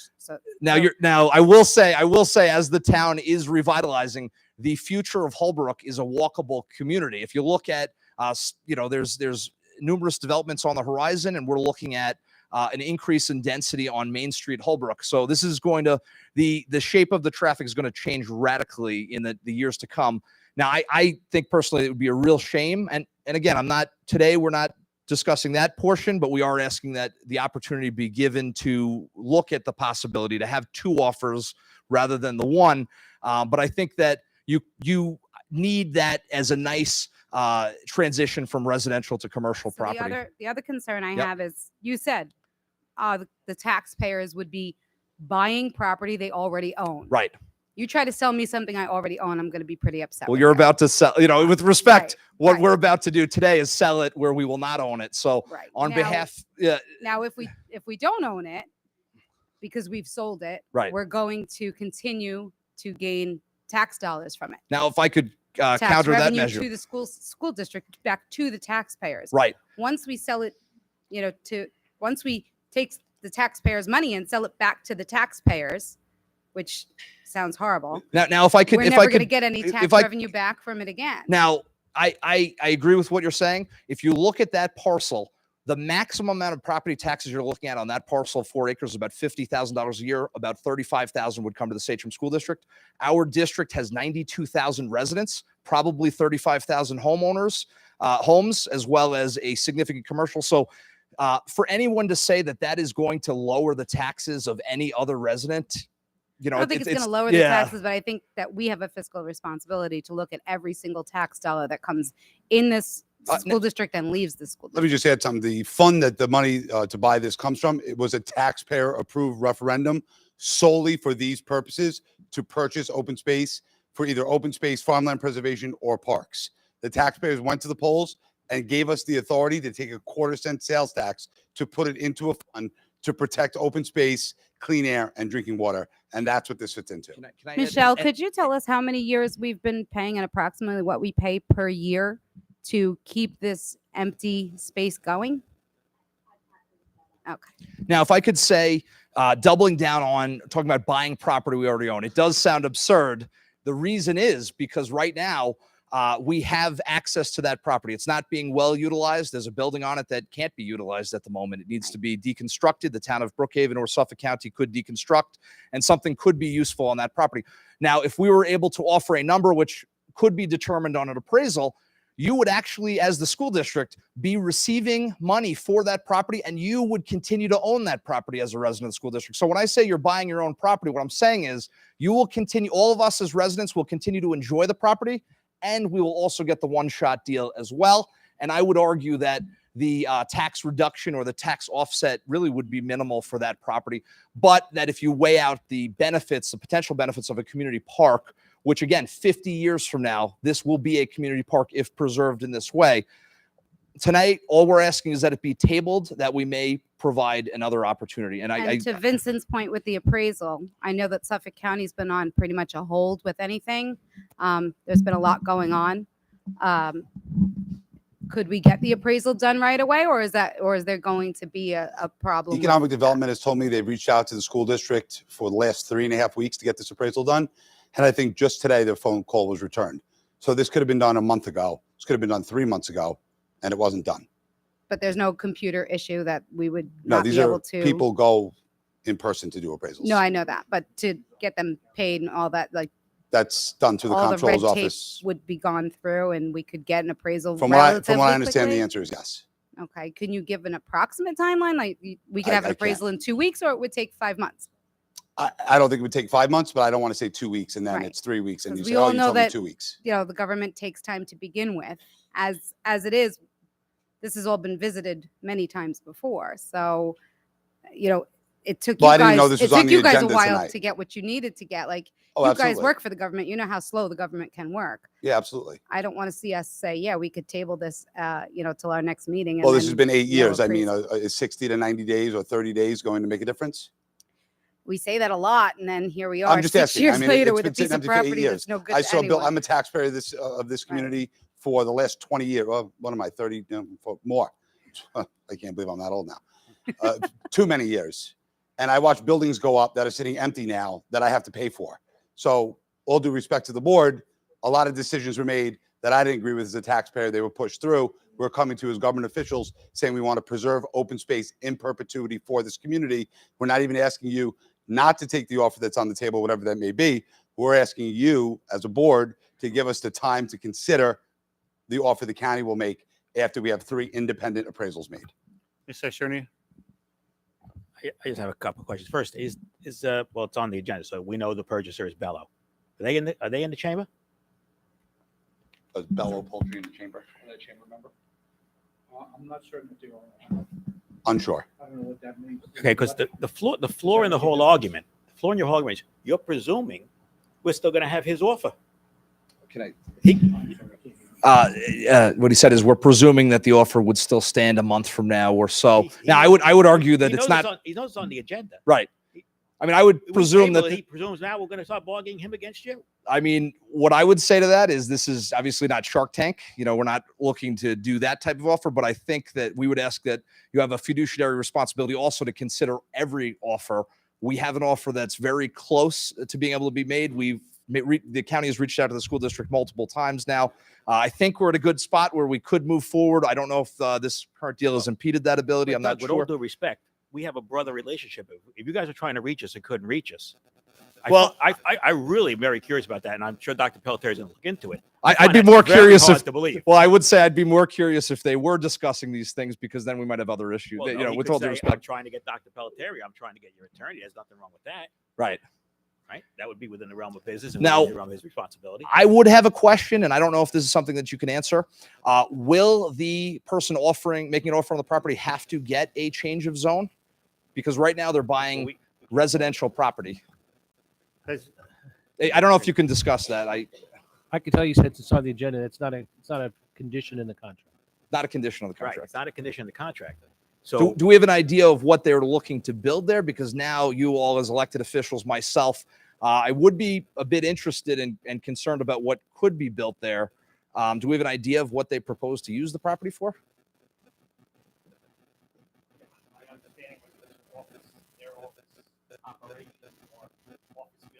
Okay, so the issue that the issue that they're going to have immediately is that the moment that they take ownership of the property, it's zoned residential. They will immediately have to go to the town of Brookhaven to get it rezoned and get a change of zone before the town board. Obviously not something before all of you, but as the elected officials for the community, yourselves included, what I'm hearing now is that that property may sit vacant for another 3 to 5 years as we're trying to work with other property owners on Main Street in Holbrook and try to beautify the community. So, I mean, that right there, I spoke personally to the councilman for the district as well to see this, today as my phone was blowing up, I was curious what they had heard. They had not been reached out to yet. Again, if that's not a condition of the sale, that might not be something that's a part of this discussion, but on the larger community discussion, it would be relevant. It would be very relevant. Well, were you here for the financial discussion by our auditors? I probably missed that. I was at the Sachem Library taking questions. One of the comments he made Not about was this. that based on certain projected financial bellwethers, that we're looking like we're heading into another issue where we might have reduced state aid budgets due to interest rates. We're going to have a larger TRS contribution. And the way to weather that storm without us having to cut program or staff is to put cash into our TRS reserves. And one of the ways he mentioned you could do that would be, or at least he agreed to the fact that you could take one-time cash infusions, fund those reserves, and be able to weather those storms that the state is apparently going to hit us with in the next couple of years. So you're asking us to take a risk first that we don't have this sale, and that your offer is then less money. We actually lose. Well, we don't know that. We don't know that. We don't know that. You're right. We don't know that. But remember, time is money too. So even if yours is slightly higher, we got the money ahead of time. We lost the time value of money waiting for you guys to come through. The other issue is you actually. I can't concur with that. I am getting looks like we don't know what you're talking about. So Can I have that for a second, please? Anthony, First it and could all be foremost, true, Anthony. It could all be true. First and foremost, that's neither here nor there. But I just want to go back to a second to the characterization about our brother relationship. Excuse me. I'm sorry. You're right. Go ahead. We keep our business and family relationship very separated. I met in the proper channels through my role as chairman of the committee with the superintendent. The superintendent then reached out to your lawyer. Mr. O'Keefe was in the room for that meeting. I then turned it over to the Commissioner of Economic Development, Sarah Lansdale, to proceed with this process, and she did so in a diligent fashion. And it was this board or the school administration that either dropped the ball or didn't get back to her in a timely fashion. And now we have an offer on the table to clear out the last open space preservation that we can have in this district. So the characterization that there's a relationship that could have moved this forward, I have not only a legal responsibility, but a high bar as the chair of a committee to not look like there's collusion between me and the sitting trustee, and I will go to whatever length possible to make sure that never happens. So the characterization of a brother relationship Then I was apologize. off base. That was not the way it was meant to be characterized. It was simply to say that if you were trying to reach one of us, it would have been very easy to get that message. That's all. Yeah, well, and I went through the proper channels, as I said. Okay. Can I just add, not to, Hold on. yes, Hold on. absolutely. Guys, go ahead. I don't know. Somebody. So I got the administration. I got a message on our phone machine yesterday from Mr. Kerr. Yeah, Mr. Kerr runs open space now. Okay, so I have that message on my machine yesterday, which I intend to call him back, but just haven't had the opportunity to do that. Now, I don't think they would go to the board. No. Yeah, that's actually that's a good point, because I was in that meeting as well. And this is something that we were not looking to cause hostility within the community. Actually, that's why we actually waited till this portion of the meeting, and we could have come here a bit earlier, but earlier tonight, but we didn't want to have this conversation and have all the kids waiting to speak. But this is something that we tried to be very upfront about this. We had no way of knowing that there was another sale on the table, which mission accomplished, because that is a private matter. We were not led nothing except for the fact Assemblyman, can I interrupt? Please. If we did talk to each other about that, he would have known about the other sale, by the way. So anybody intimating that we're talking to each other about executive session information. I don't think there's I just want, any- for the public watching on YouTube, I just want to make sure that he would have known about the sale, and they could have contacted us weeks ago saying, they didn't know about it until today when the agenda went live. So listen, that's not something just to clear it up. It's just a bad accusation. For It's really bad purposes, an accusation that's going to that be I on was YouTube for quite some time. that I was ever considering, anybody on this board is ever considering, to be quite honest with you. The problem that we have is that we're in a really, really tough situation now. This land, and I go back to this board since 2006. Okay, we had this property sold many times with many, many reputable, buyers. assisted living facility. Okay, $4 million. We could have sold that property for. They Well, went back to couldn't be done, Brookhaven. right. They went back to Brookhaven. Brookhaven squashed it. Now, if I could, there was not the appropriate sewage capacity at that location. They were talking about putting in a sewage treatment facility there that would have been able to handle it. From my understanding, it was not a property. But it never got to that point, and it was killed before it was even considered. Then there was I just want to finish because I sat here and I listened to this whole thing. Okay, we had a gas station that was that was willing to come in. That was squashed. We had a dialysis center that was willing to come in. Okay, still giving us $3.5 million. That was squashed by the No, town. it was not squashed. Can I say something, Bob? Yeah. I first met you and Sal Trippi at the Outback Diner when you guys Yeah. wanted me to sit on the facilities committee, Yeah. which I did. Okay. When it came to discussions about this particular property, I had sat down with both Jim Nolan and Bruce Singer and told them to sit down with the town of Brookhaven to come up with a feasible plan for that. Very unique piece of property. And I say that speaking as a real estate broker with 43 years of land use, commercial and residential experience behind me. I myself looked at when the property first came on the market, had a senior congregate care facility looking at that. We looked at it, spoke with the county health department, and determined that a sewage treatment plant could not be located on that property too close to an arterial highway being County Route 19. Furthermore, the first gas station was a quick checks 24-hour gas station with a curb cut to be allowed on County Route 19, whereas before, years past, there were no curb cuts on an arterial roadway. I spoke from experience because 5 years before that, where CVS is now, Burger King wanted to go in when it was an empty center there. County said no curb cut. Lombardi's wanted a curb cut on County Route 19. No way. They were told, the developer Bruce Singer and Jim Nolan, in no uncertain terms, that plan would never fly. Not because of anybody in the community, but because either the county DBW, the county Department of Health, or the town of Brookhaven Planning Department. Furthermore, Tullio Bertoli sat down when the last gas station where they wanted to put a 24-hour 7-Eleven gas station from the other, close the other 7-Eleven down.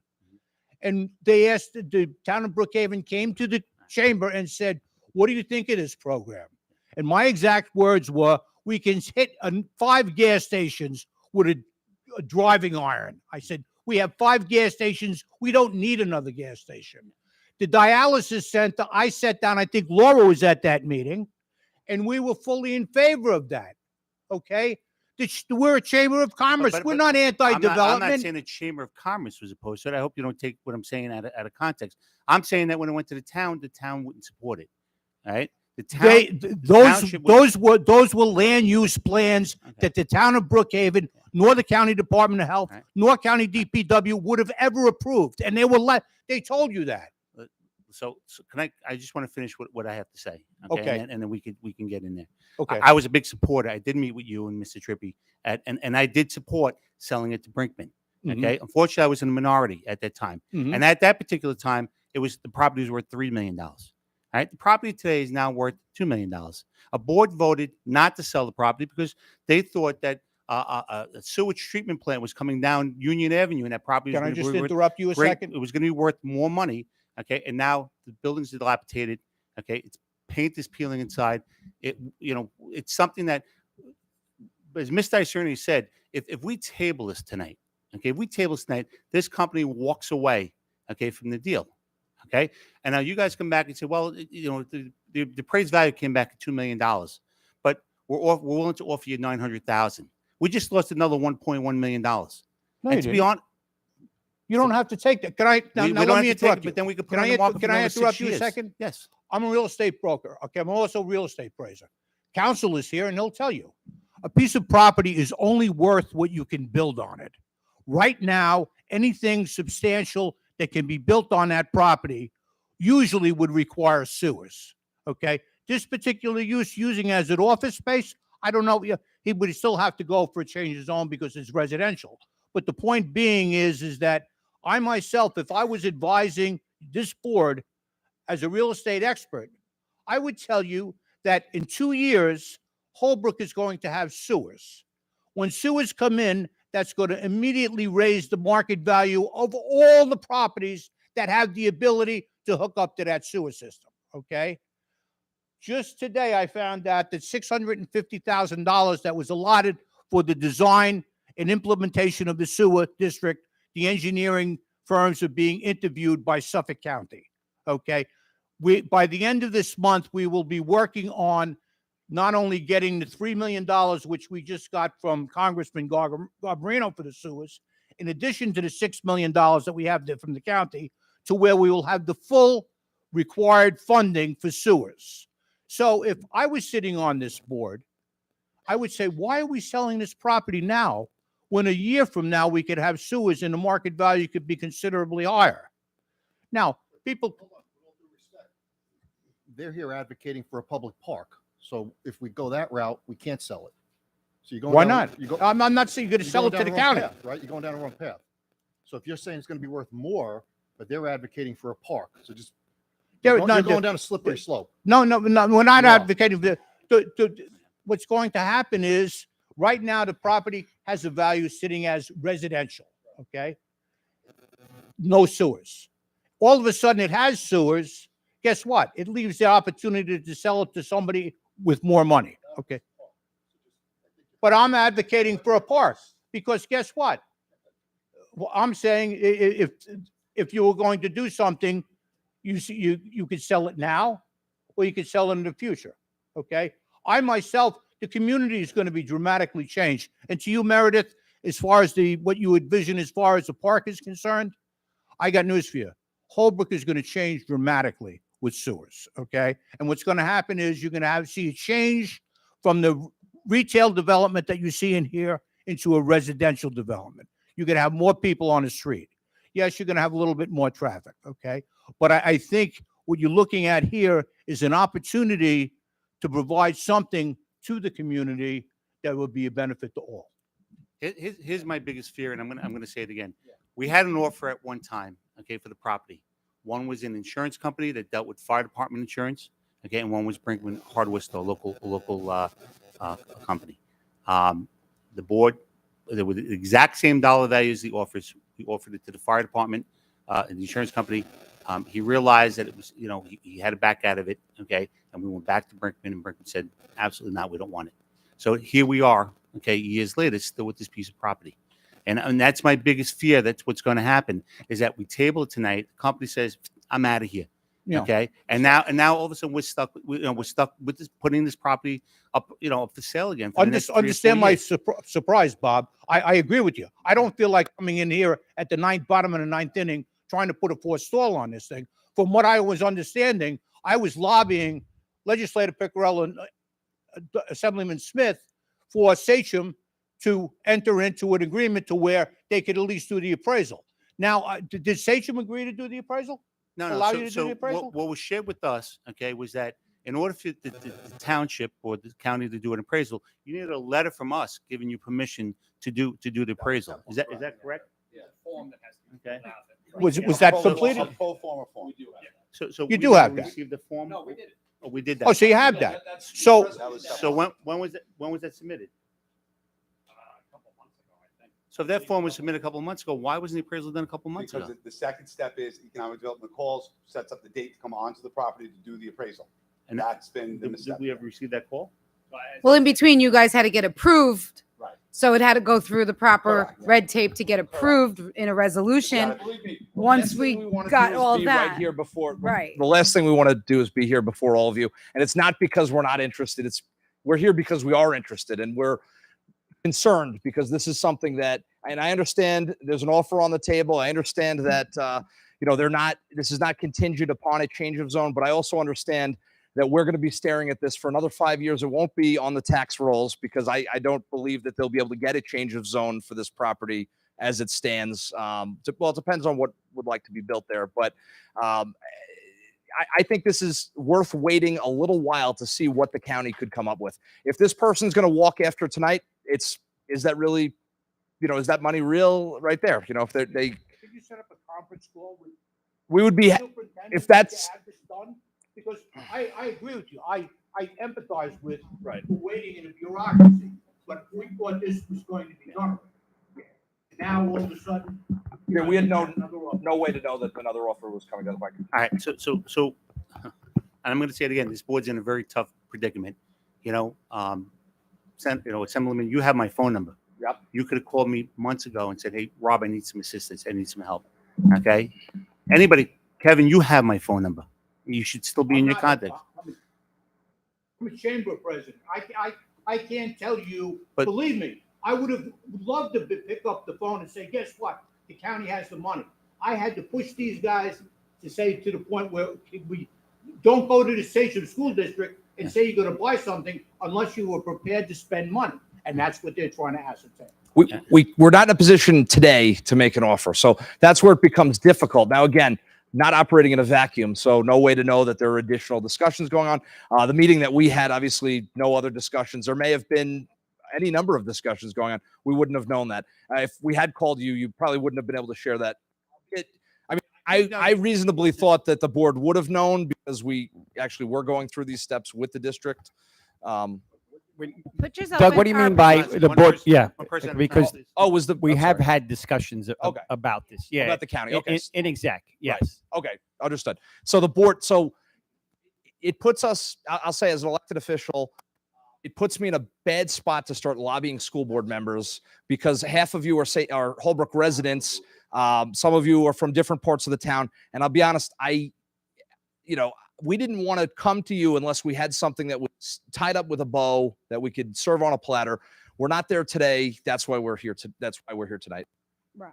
So I'm going to leave it at this. Had we known about this 3 days ago before we released our agenda, we could have bought some. We could have bought some time. But we don't know what's on your agenda, Rob. Right. But even 3 days ago, okay. Listen, we're close to maybe providing an offer, okay, to the school district. Yeah, but I can't say that until the appraisal's done. I can't. I have a responsibility to not say something like that. There's a legal process.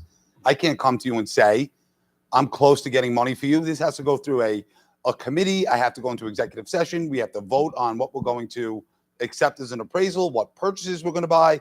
I can't come forward in a public setting or even in one-on-one and say to you, "Hey, look, I'm the chair of this committee. I'm going to push this through." It would be totally irresponsible of me in my position. Here's what I'm going to do. I'm going to, Meredith, you can go, and then I'm going to ask that we make a motion, go into exec session, discuss this one more time, okay, and then we'll come back out. But Meredith, I just have one quick. Sure. So, as elected officials, put yourselves in our shoes. We have an offer that we can move forward with, and you guys are asking us to table that and possibly lose it. And then what if you guys come back with your appraisal and just like years ago, the offer is much lower than what we were about to get? I would say, and again, we have no way of providing what that appraisal could be, but to your point, if it is a little bit lower, I would say it's still worth considering. Still worth considering. You have a fiduciary responsibility.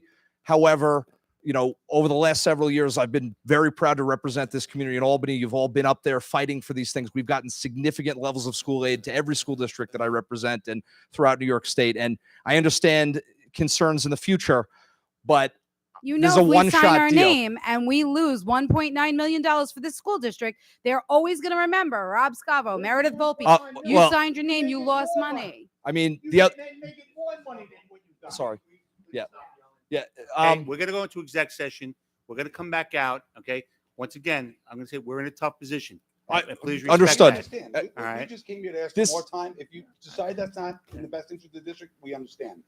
We And- came here to make a case. And actually, if I could just not trying to get the last one, this is what puts us in a tough position. I personally have all of your cell phones, and I definitely could have called you on this as the assemblyman. It puts me in a bad spot because I'm not looking to pressure anybody to make a deal on a property. We're talking about a significant amount of money, and we actually didn't have an idea of a figure. Open meetings law, we're not looking to address you in executive session, in the past, if that's something. So I will tell you, went about it in the way that we felt was the best way to reach out to the superintendent directly. As I said, I have relationships with all of you personally, but also I didn't want to be calling around saying, "Hey, if somebody else is putting in for the property, so are we. We're looking for a first bite of the apple." Look at it from my perspective, that's not a position I want to put you in. I realize at this moment. So, Mr. Bauman? yes, sir. What's the procedure on deciding what is at the park? Like you have an amphitheater here and blah, blah, blah. But who makes that decision, or how do you make that decision? So ultimately, if the county buys the property, the county would actually have a say. So that's just showing for size comparison, like what could be there. A splash pad of that size would probably be $2 million. I could tell you, we could probably cobble, if something like this were to happen, we could probably cobble together money to put a nice playground. Getting a $2 million splash park could be a little bit tough, but it's Like just I'm showing a saying, size. Is there any way to get, like, you would give the public input on what would be? Oh, put there? absolutely. Like a dog park or, something like Absolutely. So everything that I do in the county, we've gone through several different projects from the Department of Public Works, which would be handling this, and the Parks Department. We go around to the community, have community meetings, open to the public. You can come, you could see boards, you could give suggestions, you could have 3 So minutes that's to speak. standard. That's standard operating procedure. As far as I operate, I can't speak for everybody Thank else in you, government. sir. How much funding do you have for sewers? Right now, I know that Angie Carpenter and Garbarino had secured $3 million. So the town doesn't do sewers. The county and the state do it. Right. So how much is secured right now? Because I know that in the past, we never got enough money, and then there were promises from other developers. So in reality, what are the chances of sewers getting to Holbrook? Because I've been part of those committees as well, and they were supposed to have happened already.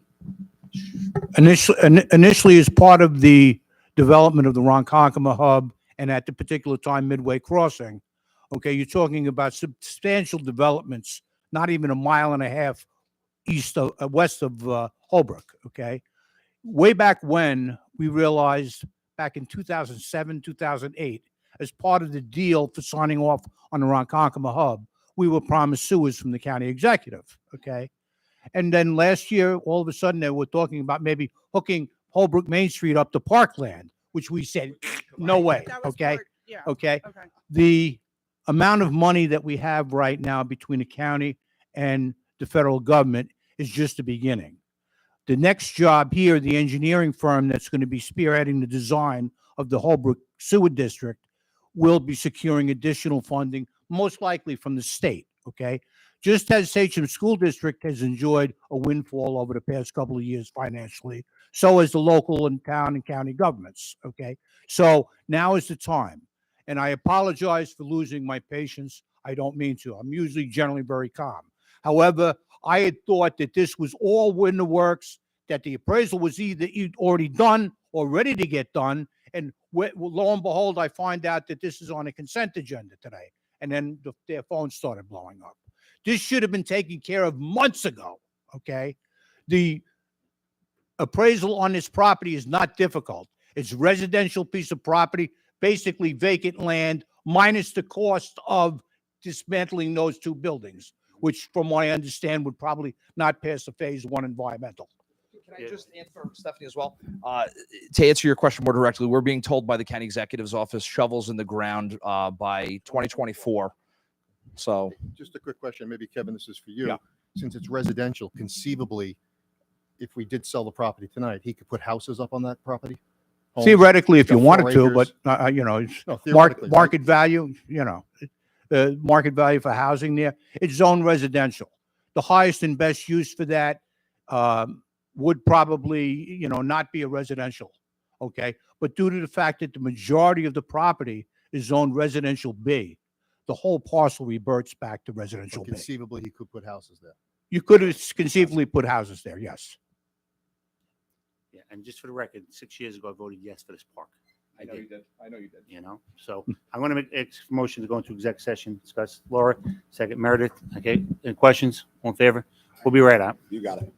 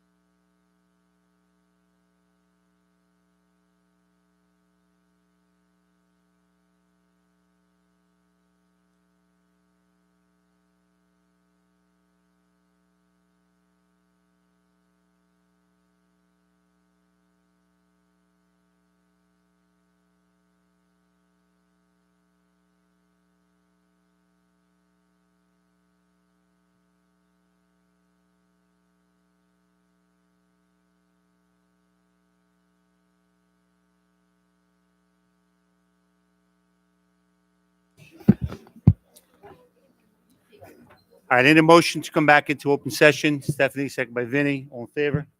Opposed? All right, motion's carried. After a long discussion in the back room, okay, the board is going to consider tabling the motion, but with stipulations, okay? We want a window, okay, as to when you think this is going to happen, and we're going to hold you to that window, okay? We're not going to drag this out for 18 months, okay? Because as it looks right now, this deal might have gone south, all right, because of what transpired here tonight, okay? And we give up a considerable amount of money, okay, above the appraised value of the property, all right, possibly, all right? So we are going to table it tonight, okay, but we want that window, okay? We want to know. I know things don't move quick, in state government and in local government, but we need to have an idea because we cannot keep funding that property, okay, and having that property kind of turn into dust. Could we set up a conference call with perhaps any variation Give us with the a county? time and a date. Okay, perfect. And we will be on it. Excellent. Yeah. Again, Kerr's message on my desk, and I'm going to call him He's the tomorrow perfect morning. person to call. Okay, and so I'm he going will to set call that him up. tomorrow morning, and what is it that exactly I'm setting up in terms of a meeting with? It's just they can go in just to give. I think that's all they're looking for. That's the Okay. last step. Okay. They go in and it's done. Okay. And then there's a process after that, but that's Any the last step sense- on your end. Any sense on how long that process could possibly take? And we I- can I don't. follow up on that. That's going to be the conversation with him tomorrow. He can give Okay. you the estimation because they run the appraisers. So the appraisal is going to be ordered immediately? The resolution was passed already. Okay. They're waiting for permission from the school district to now get on the property and do it. All right, so we're going to give you formal permission Yep, to come onto the property. Tomorrow morning, and I do will it. call Mr. Kerr. Okay, but this is a long time. When we started this process, I still had black hair. Okay, the black I had hair, hair, so. yeah. So the thing is, like I said, we have to move this along. We have to move this along because we can't keep holding on to this property for. I can tell you, on behalf of our mutual constituents, very grateful for the opportunity to take a look at this. As the state representative, not on behalf of the county, I can tell you separately, I will be on the county executive's office to see whatever we can to make this go as quickly as possible, realizing there is a deadline on the record. There is a deadline. So and I know Anthony in his capacity to what he can do as the chair of that committee and whatnot, through proper means, we will do whatever we can to make Whose this. hands will be put into next? Is it the county executive? Is it- No, Department of Economic Development, Planning. Michael Carr, the And person how you'll often speak to they meet, tomorrow. Anthony? How often? They're in the office every day. It's a department within the county. He's appointed by Executive Balone. Correct. She. Do they need to meet in order to move ahead? No.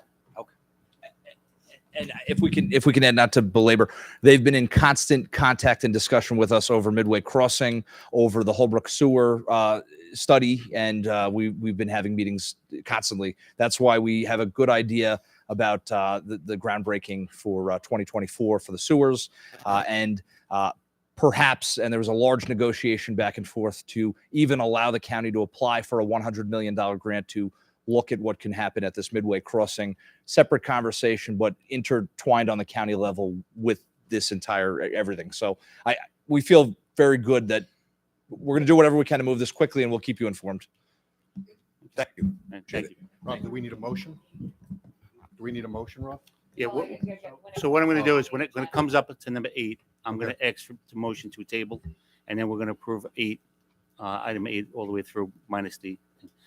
Stephanie? We can't ask for a timeline, at least to check points and check base then with Well, the Yeah, local the elected there's officials. going to be a because call tomorrow, Zoom call, okay? And then Dr. Peltier, you'll update the board as to what the timeline is, but that's going to be our number one question tomorrow for, it's only fair to the Yeah. other person Yeah. involved in this, Yes.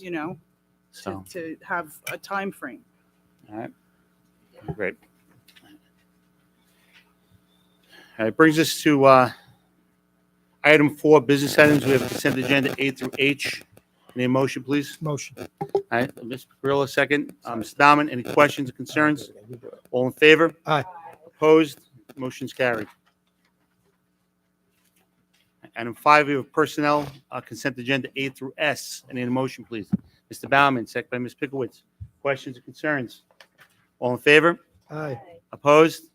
Motion's carried. Item 6, personnel, support staff. We have consent agenda A through H. Any motion, please? Okay, Ms. Slattery, second. Okay, Ms. Volpe, Stephanie Volpe. Questions or concerns? All right, all in favor? Aye. Opposed? Motion's carried. Item 7, we have personal consent agenda A through C. Any motion, please? Okay, Mr. Baumann, second by Mr. Reynolds. Questions or concerns? All in favor? Aye. Opposed? Motion's carried. Ms. Capolita? Okay, in this evening's audience, we have Mr. James Loeffler, who is joining us as an administrator here in the district after being here for 5+ years in the business office in another capacity. We thank you for being a part of the Sachem family here officially as one of our employees, and we look forward to continuing to work with you and congratulate you.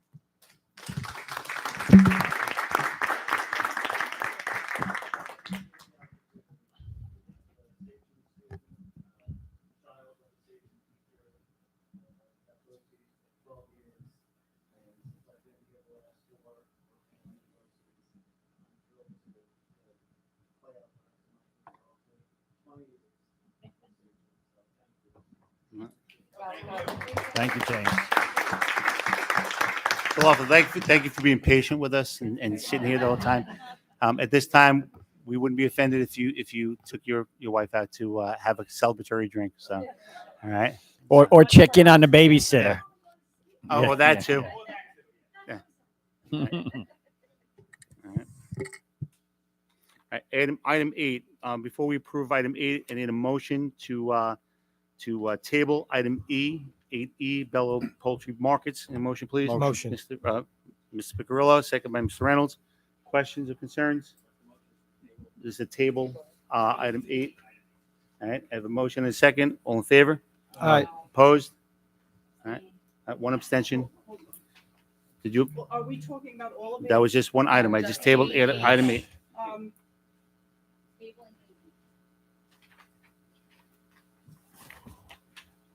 I'm abstaining. All right, 2 abstentions. And then I have to take myself out of the rest of 8 because I'm. Okay, so you could abstain from that. I'm going to make the motion here. I have item 8 through J, all right, with the exception, obviously, of item E. We have consent agenda. I need a motion, please. Okay, Ms. Slattery, second by Ms. Volpe. Meredith Volpe, I'm sorry. I know there's 2. Any questions or concerns? I have to abstain. Okay, hold on. You're going to get a chance. All in favor? Aye. Opposed? Abstentions? Yeah, I have to, H and I have to abstain. Or you just abstain from the whole thing? Well, whatever, H and I are the problem for Okay. me. Is the Okay. conflict. All right, so 1 abstention.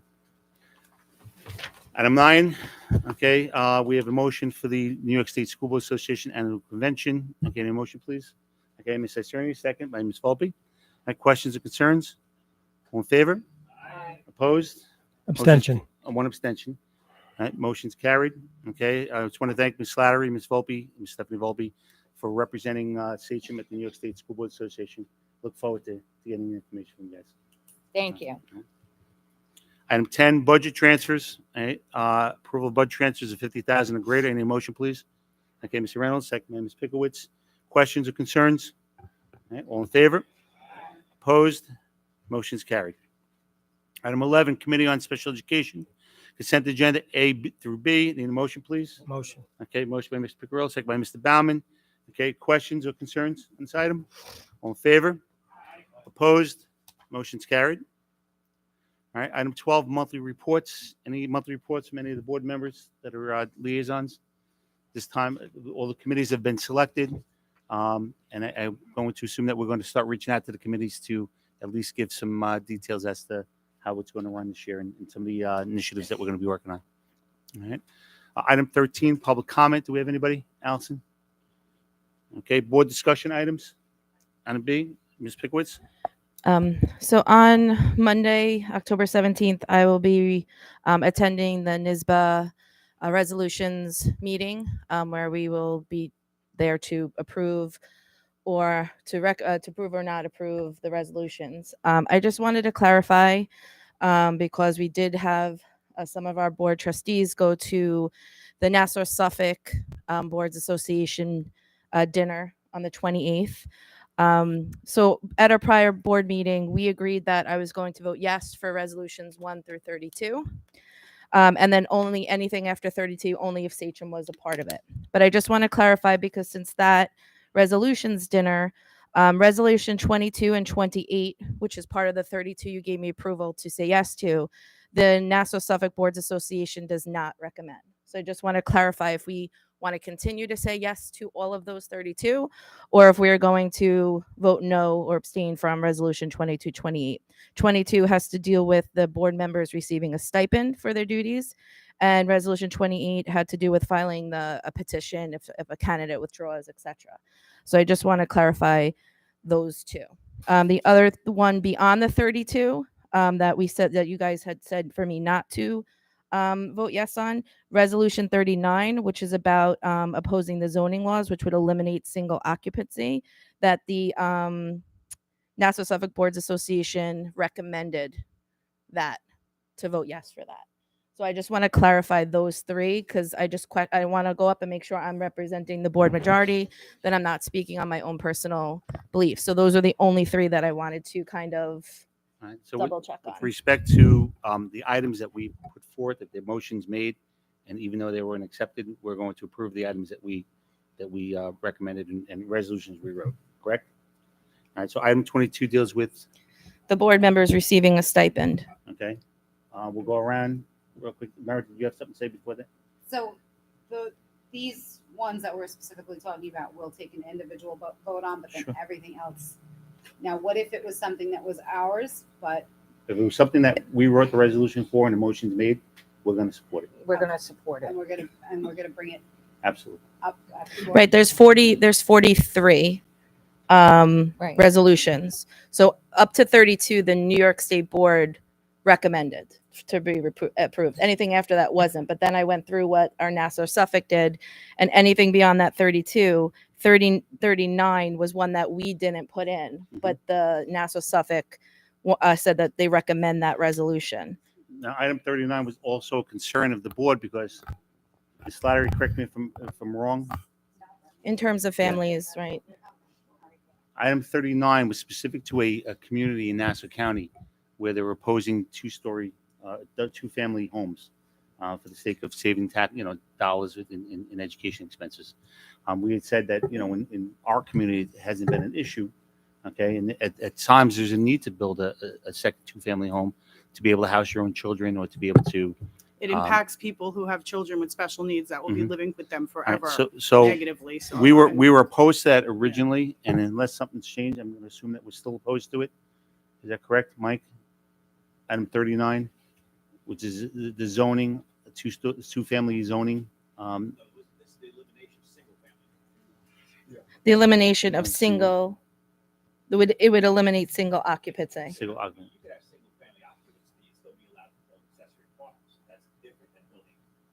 But will we get clarification on that, the way it was written? the original way it was written, they were trying to stop people from being able to add on to their homes. The original one, I don't know if this is modified, but I didn't go to the dinner. Okay. The way they explained it at the dinner, actually it changed and it got support of everybody there. It was something different than what I thought it was originally. Right, so What they're saying is that the governor had tried to put something forward, making it that there is no more single family homes in the suburbs. So it's something that I personally would be opposed to, no more single family residences. This is vastly different from what we talked about. Right. I would support what that's written. Yeah. We want to support not having legislation. Right. Not having legislation that That's- would have eliminated the possibility of having single family zoning anywhere in the state, right? Right. Right. It's super basic, but is that what that's saying? It would eliminate Yes. all single family. Okay. That's Yes. that's not the original. No.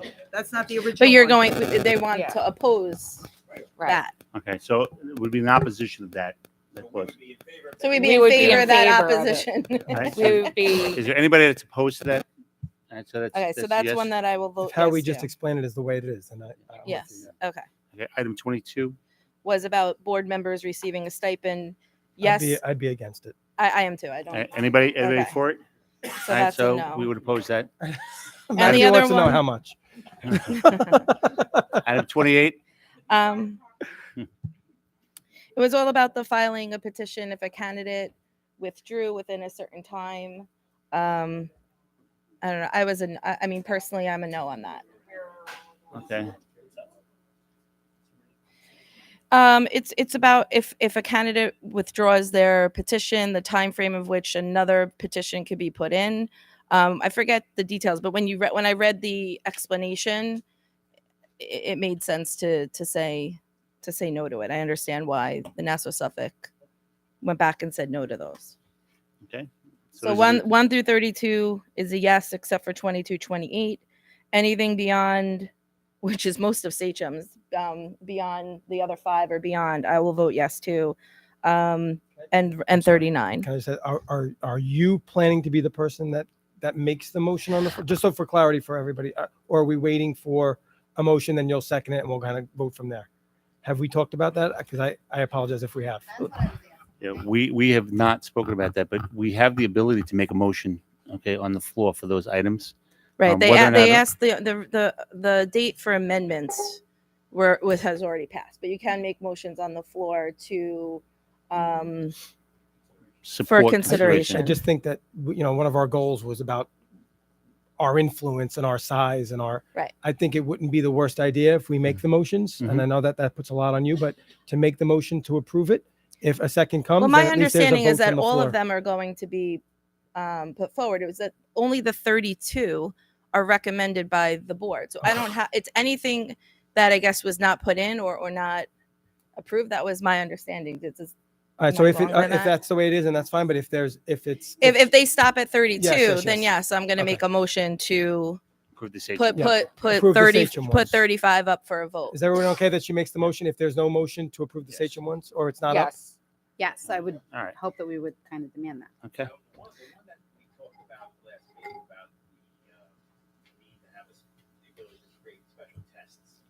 Right. So I was just going to give you kudos, Mike, on that, if I could. That's number 42. That was, that So one's at that's the end. So that's why Sachem. Laura could speak, but I wanted to have her speaking points because I know that that changed as the resolutions. Right. dinner. Correct. Yes. So I was so glad Meredith and I went, and you could tell in the room, Sachem was very respected as a large district, a loud voice. And when the resolution came up, Meredith spoke about some. I spoke about the one regarding the Regents testing and coming up with other testing.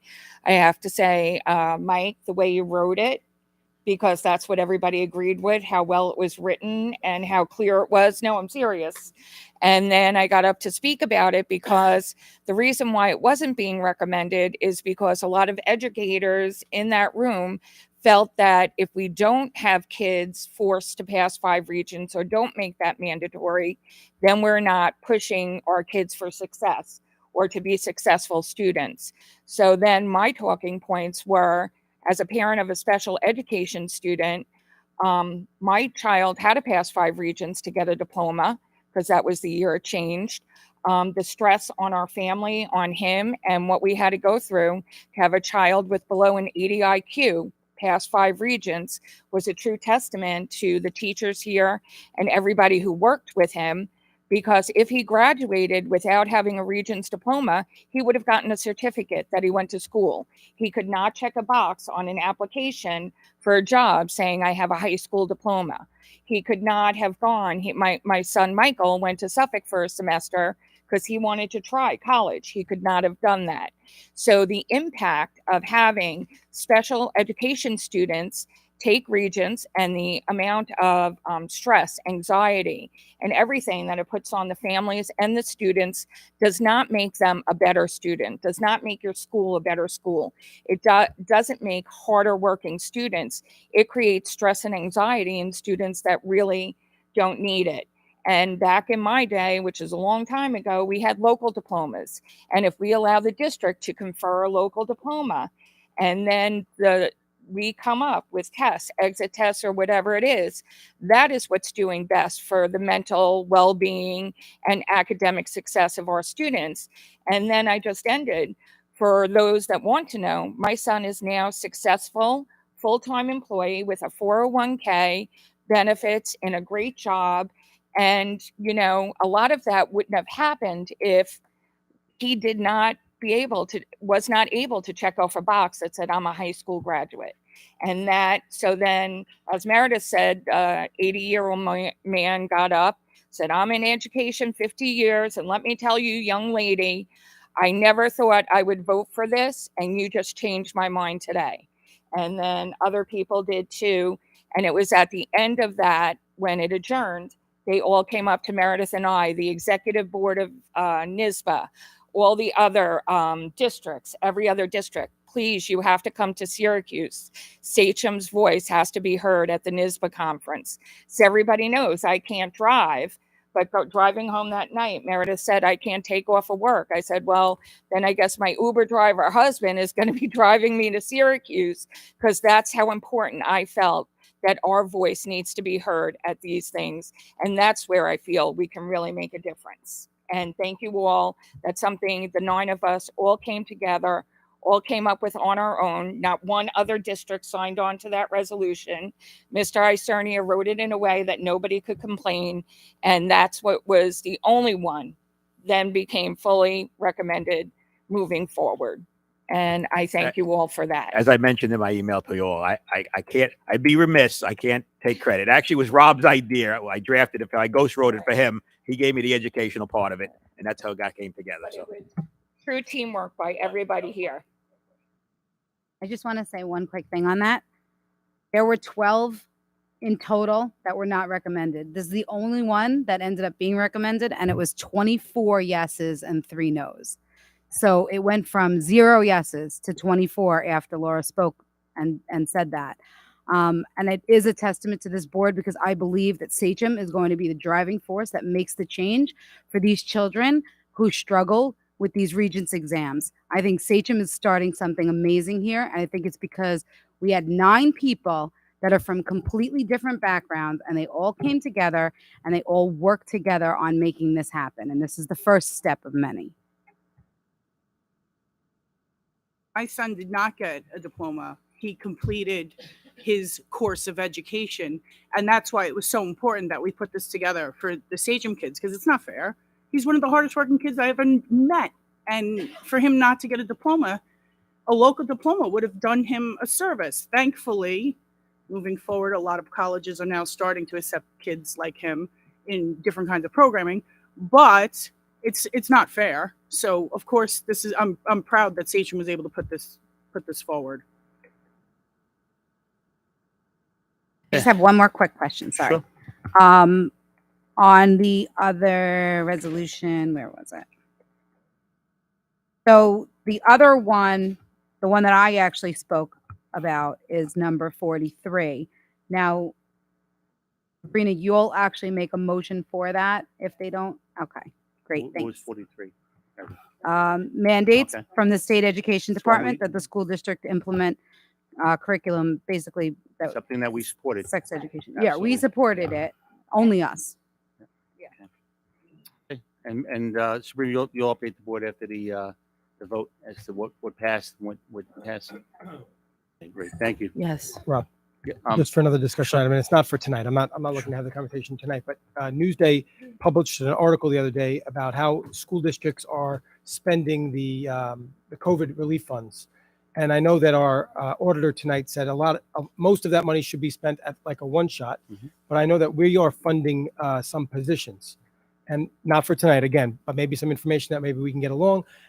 What are our long-term plans for those positions? How are we looking to implement them or get them either into the budget or wean off of those positions and without losing what we have right now? And maybe that information can get passed along for a future discussion. Yeah, we can do that in one of our budget calendar hearings, right? One of our budget meetings. We'll work that piece in. Mhm. Thank you. Okay, any other board discussion items? Meredith? Dr. P, can you give the community an update on Life Back, please? LifeVac is in my old business update. because it's older business. But I will do that right now. It's not in our old I business know. item. I don't know why. I actually saw it in there yesterday. I mean, I physically was with Randy when she typed it.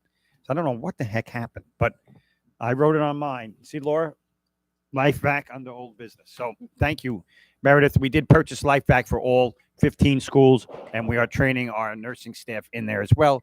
And we'll talk with our athletic trainers about getting them Life Back as well. Who knows what could happen in the stands one day? Someone's choking on a hot dog or whatever. Our athletic trainers are outstanding practitioners, and so we would look to get them and the training as well. We Okay, and then I actually just have just one- asked for 2 additional ones through Erin's office Okay, yesterday. so yep, 17. And then Rob, I just have one more thing to say. Homecoming was amazing. I was only able to make it to North, but I heard East was equally as amazing. This Friday night is our salute to service at Sachem North, and I just wanted to recognize that because anybody active or current or retired military is welcome to come on the field during halftime and be recognized for their service. We also have 2 Sachem alumni who are former Navy SEALs, and there's only 10,000 Navy SEALs that have graduated the training in the whole country, and 2 of them came out of Sachem, so that's pretty amazing. So I just wanted to say thank you. Thank you. Can I ask for an update on old business? Yeah, you have old business that It's just really easy old business. Go ahead. Is that all right? Do we know when K through 4 is going to get the rest of the devices? But actually, It was on the thingy. Yep. So I actually spoke to the staff. I went across the hall and spoke to the staff today as they are taking them out and packaging them, putting the covers on them, and they have to prepare all those. So that is ongoing, and it's a matter of just people trying to do their regular job and try to do this piece as well on top of that.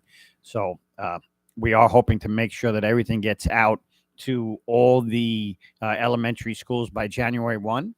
But those are, again, the individual ones. They still have access to technology and laptops and things in their buildings already. But the individual ones that we would have assigned to kids we're hoping to have done completely. I'm giving you a further date out than I hope it is, but by January 1. Any other old business? Future discussion items? I just have 2. Ms. Attorney, I'm sorry. Again, Mike. Yeah, Chris, if we could.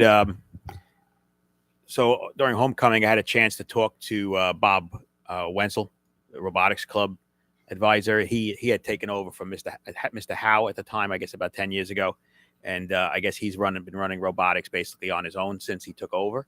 And those who know, robotics is of course, both high schools and it's one club, but it's a very complicated club to run because of the competitions and all.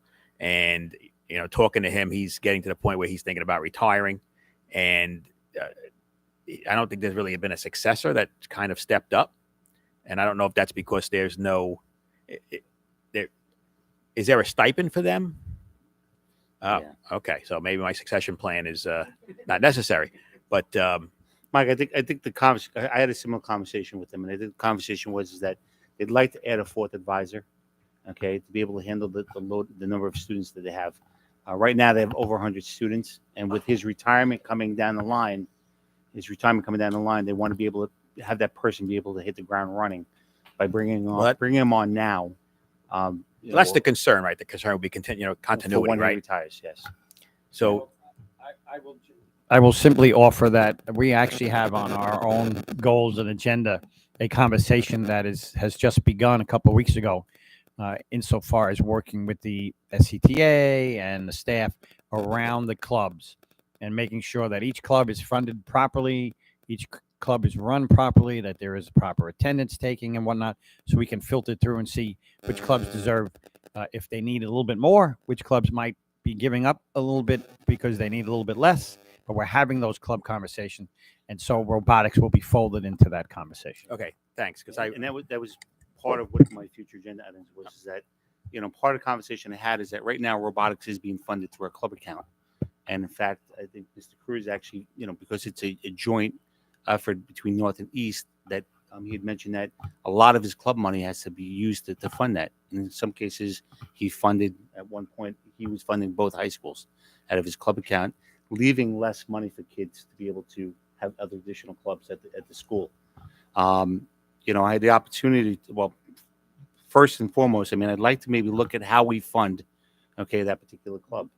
I'd like to see it maybe coming out of something different because it's really a team more than it is a club. They go off, they compete, and they get involved in different competitions. As to whether or not we could fund it differently, but, possibly the way we fund Arrowheads. Okay, does that come out of a club account, Arrowheads? That comes out of the high school clubs. Yeah, go ahead.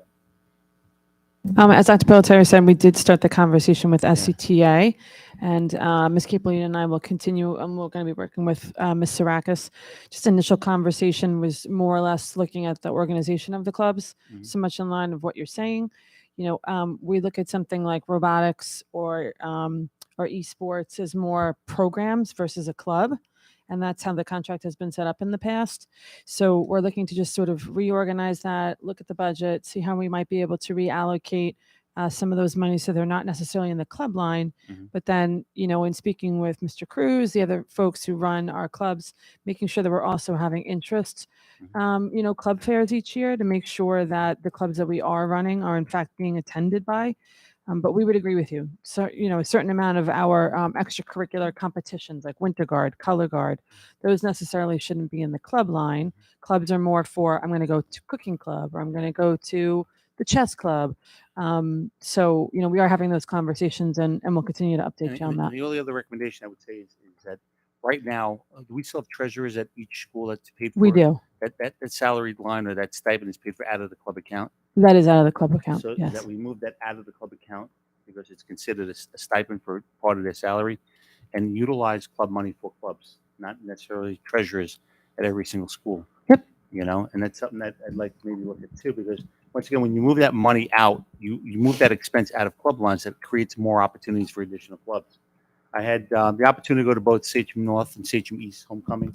It was pretty amazing to see, some of the stuff that was going on. I had an opportunity to walk around and meet different kids, and I met two amazing kids, actually an older brother and a younger sister that started a club over at Sachem North called UNICEF, where they would, that particular day they were doing Paint the Pumpkin, and the grandmother, provided all of these mini pumpkins, and kids were able to paint them so they could raise money to, provide relief for things that happen not only in our country but overseas. They were enthusiastic. They were motivated. So I questioned them. I said, "Well, how many people signed up for your club?" So we have 45 in our Google Classroom, but we have 35 kids that show up to the meetings regularly. And then, Mr. Cruz said, "Well, actually, there's no funding for it. I used up all my funding, and they don't have a legitimate advisor. They don't have an advisor that's being funded. So the kids are kind of running, with some support of a teacher." But it's not an official club, but there's 35 people in that organization. I questioned as that what the cost would be to fund that club, and they came back with a number of $1,500. If there's an interest there, and especially if Sachem North is funding a good part of the robotics club, I would ask that we look to see if we can find that $1,500 for those kids to be able to have that UNICEF. I will say that we've had a mechanism for the past 2 years with the additional ESSER fund where we have, for the most part, any club that's been brought to our attention, we have approved it. I don't know why Mr. Cruz didn't bring that up Because I forward. think this is like above and beyond all the ones that he brought to your attention already. So he's already exceeded his limit. Yeah. I think So we have like our typical budget line for our clubs, and then we allotted, I want to say like another 75,000. So all of the schools right now are running additional clubs. That's where like our homework club came from, et cetera, down at the elementary schools. But again, when we talk about how are we going to reallocate those club monies, positions, things like that, that's what we are keeping in mind. And we do tell our administrators that it's wonderful to run the extra clubs, but we do have to continually make sure that we have those interests, right? Because we may not be able to allocate as many club funds in the futures once the pandemic funds go away. But again, this is a big conversation that we're having to just reorganize just overall the mechanism for looking at clubs when they're brand new. Some are in the, SCTA contract is very specific and some is very open-ended. So I think we'll be able to do a good job of, streamlining and looking at it. But right now we do, we are approving any additional clubs that are being asked for. So I'll reach out to Mr. Cruz about that. If you could find out. Those kids are so enthusiastic. We just talked about one of our board goals is civic readiness. So there's nothing more than civic readiness with UNICEF. So, and that's it. That's all I have. I mean, as far as future discussion items, the funding of I have something quick. Roblox. Could we Yes, just sir. get an update on the middle school tenants? I know I bring it up all the time, but just an update. Yeah, how it's going and interest and all that.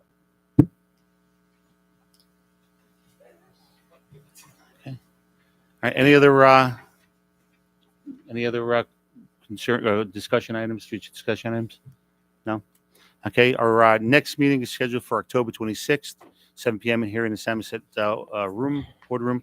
I need a motion to go into exec session to discuss matters before the board regarding health of a student, the upgrade of a staff member that's reassigned, as well as an incident that occurred at Siege East homecoming. Motion, Ms. Sarnia. Second, Ms. Picarella. All in favor? Opposed? Motion's carried. Thank you. Happy Columbus Day.